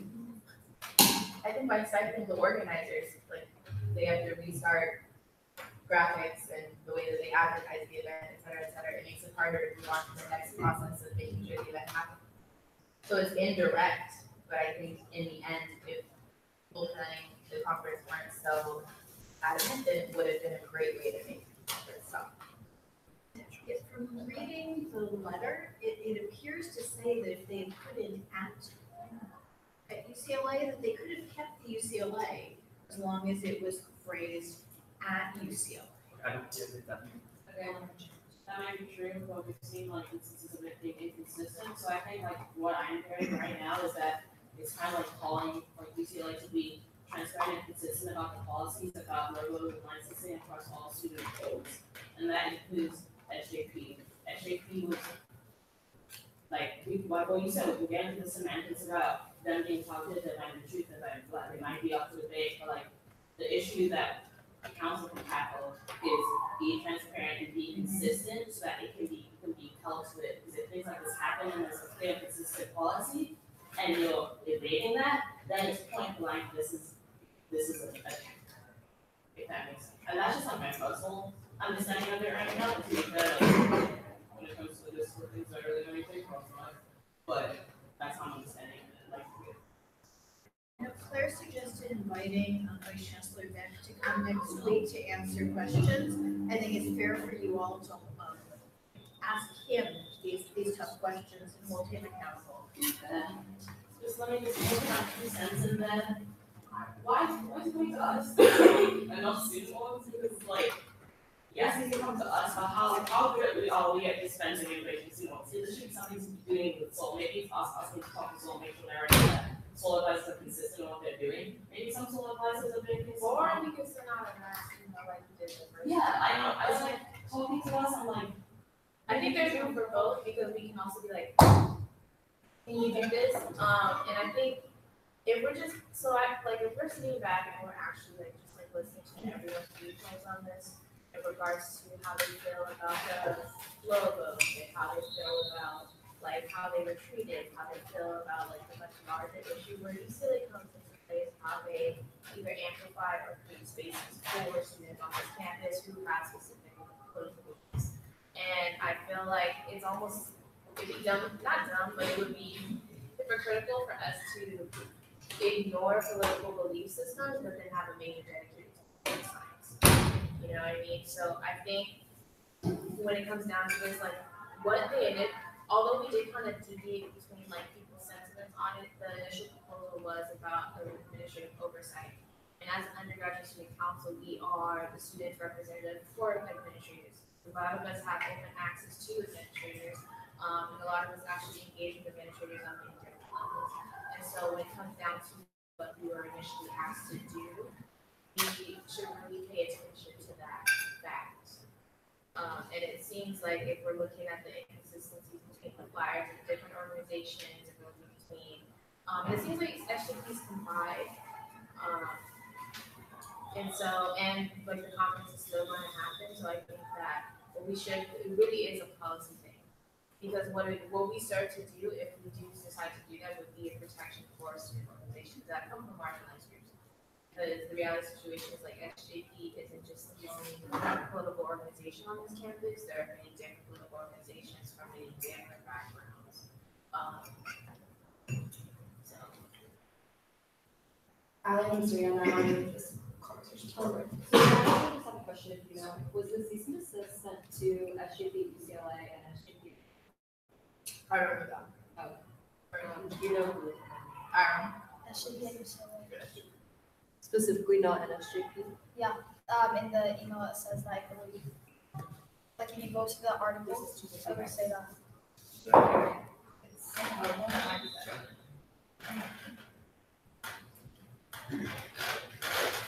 SJP. A national organization. National Students for Justice in Palestine. Serena? When we were talking about what is the guy, Milo, and how he was like controversial.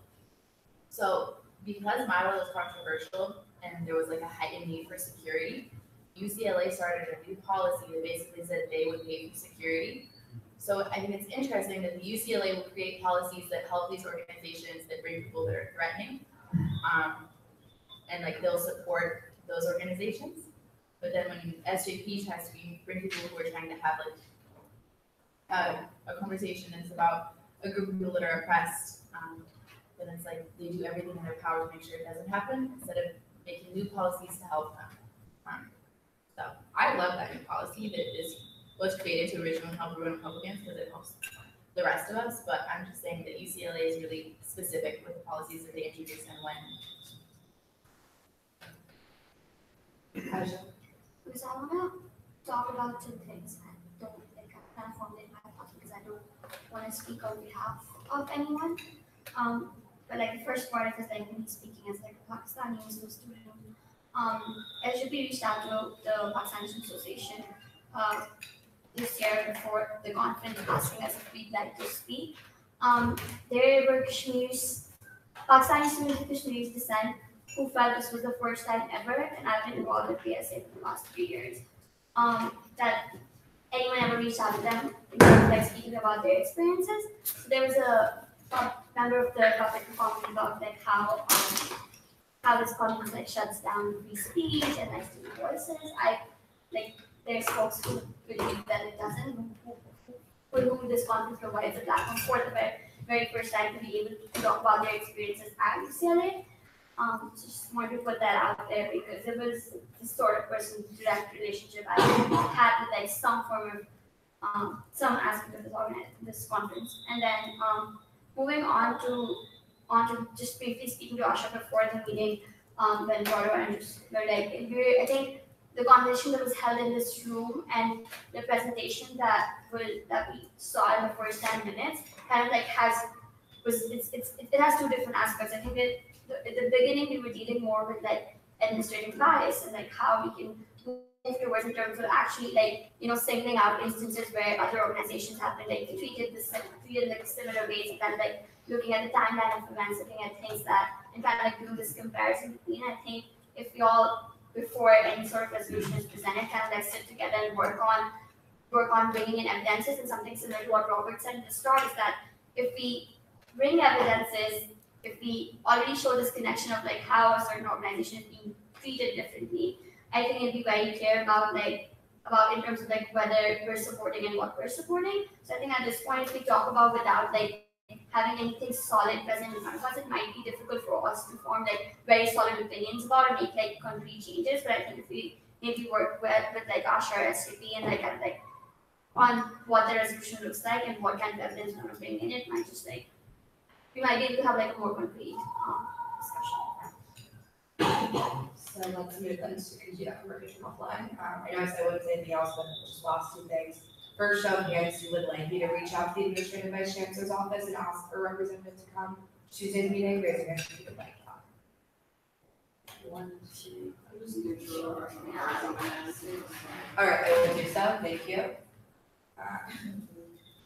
So I'll do so. I'll CC you on that email. Secondly, this is just something to consider. In lieu of the formal resolution, there is also an option to issue a public statement in light of what we did with the IFC situation over the summer, where certain members of council were empowered to sign on if so like, and certain members of council were empowered to not sign on, and it was very clear that it was the thoughts of the undersigned members and not all of USAC. Again, I want to reiterate that I want to respect the democratic nature of this council, and I will not interfere if you all choose to pass a resolution, but that is just an option that you all can explore for myself and for any other possible members of council that would not like to affix their name to this resolution. I have a question, so what's the difference between the two of them? This for a resolution you vote, right? Yeah, one's formal voted on the USAC website, one is just like a public statement that's made on social media. Okay. So their impact. impact is different is what I'm saying. Also resolutions are intended sometimes to be sent to people or given to administration too. So Well, if we're talking about administration.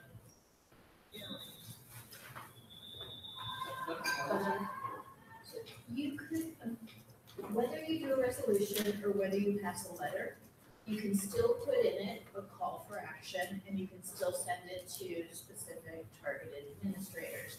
The biggest difference, if you do a resolution, you are saying that every single one on council takes the position that the resolution takes, because once it's voted by simple majority, it speaks for all of you.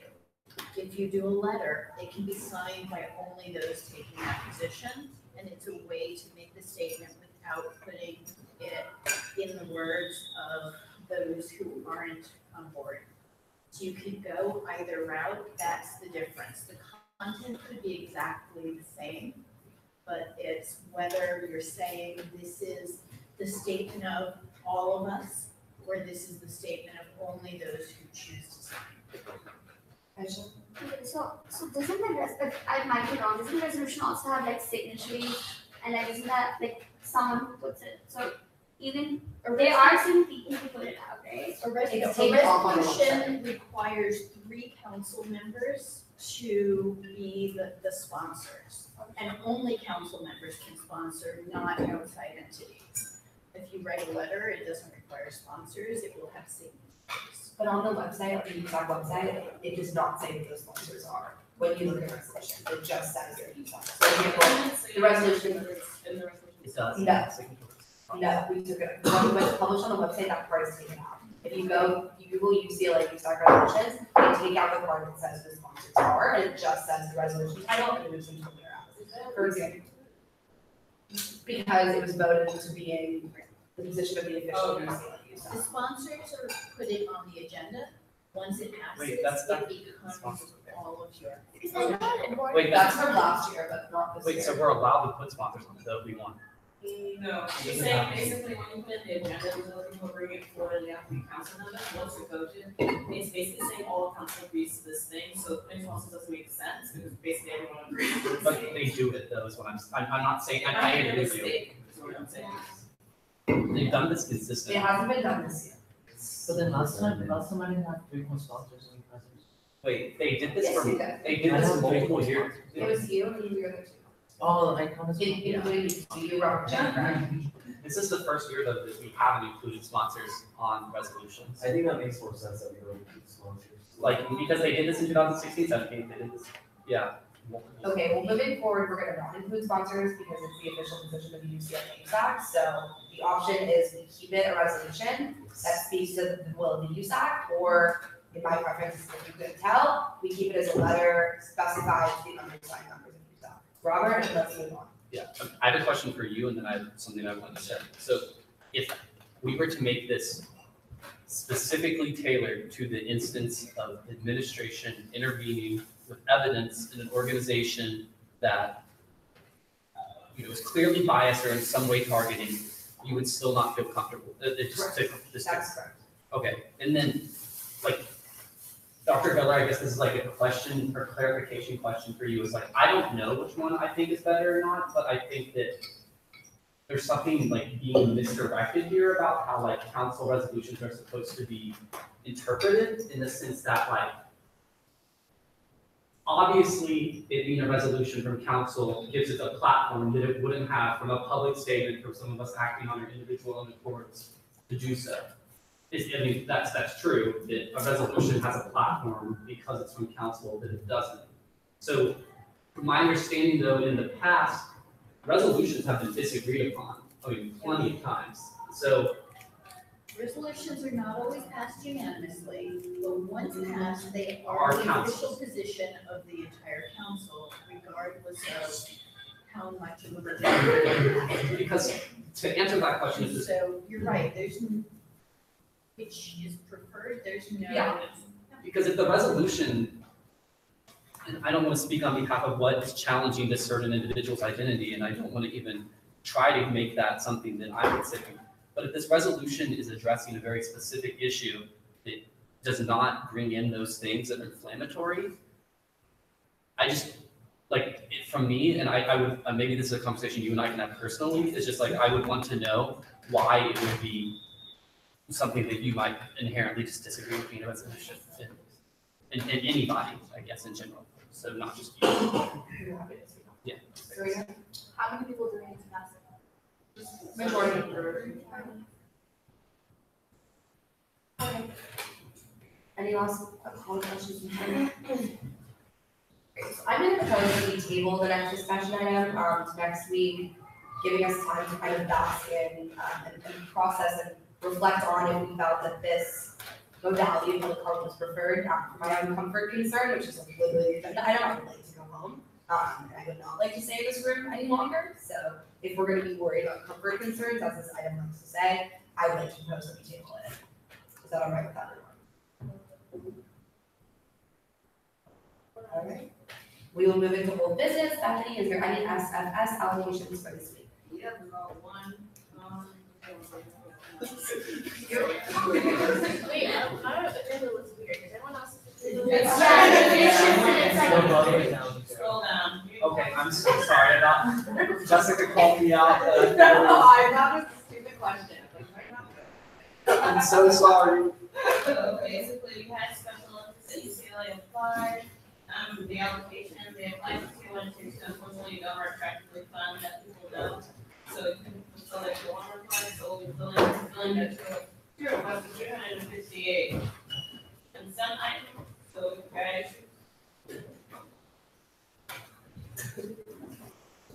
No, it's just. Oh, okay, so what's going on? So you are fulfilling, are you fulfilling or you're not? I am fulfilling 358, I fulfilled the first one to be on our track. Okay, great, thank you. So is there any opposition to the funding of $358? Great. All right, that passes by consent. Did you, are there any, like, AAC Chalmers grant funds this week? No? Well, she doesn't do that.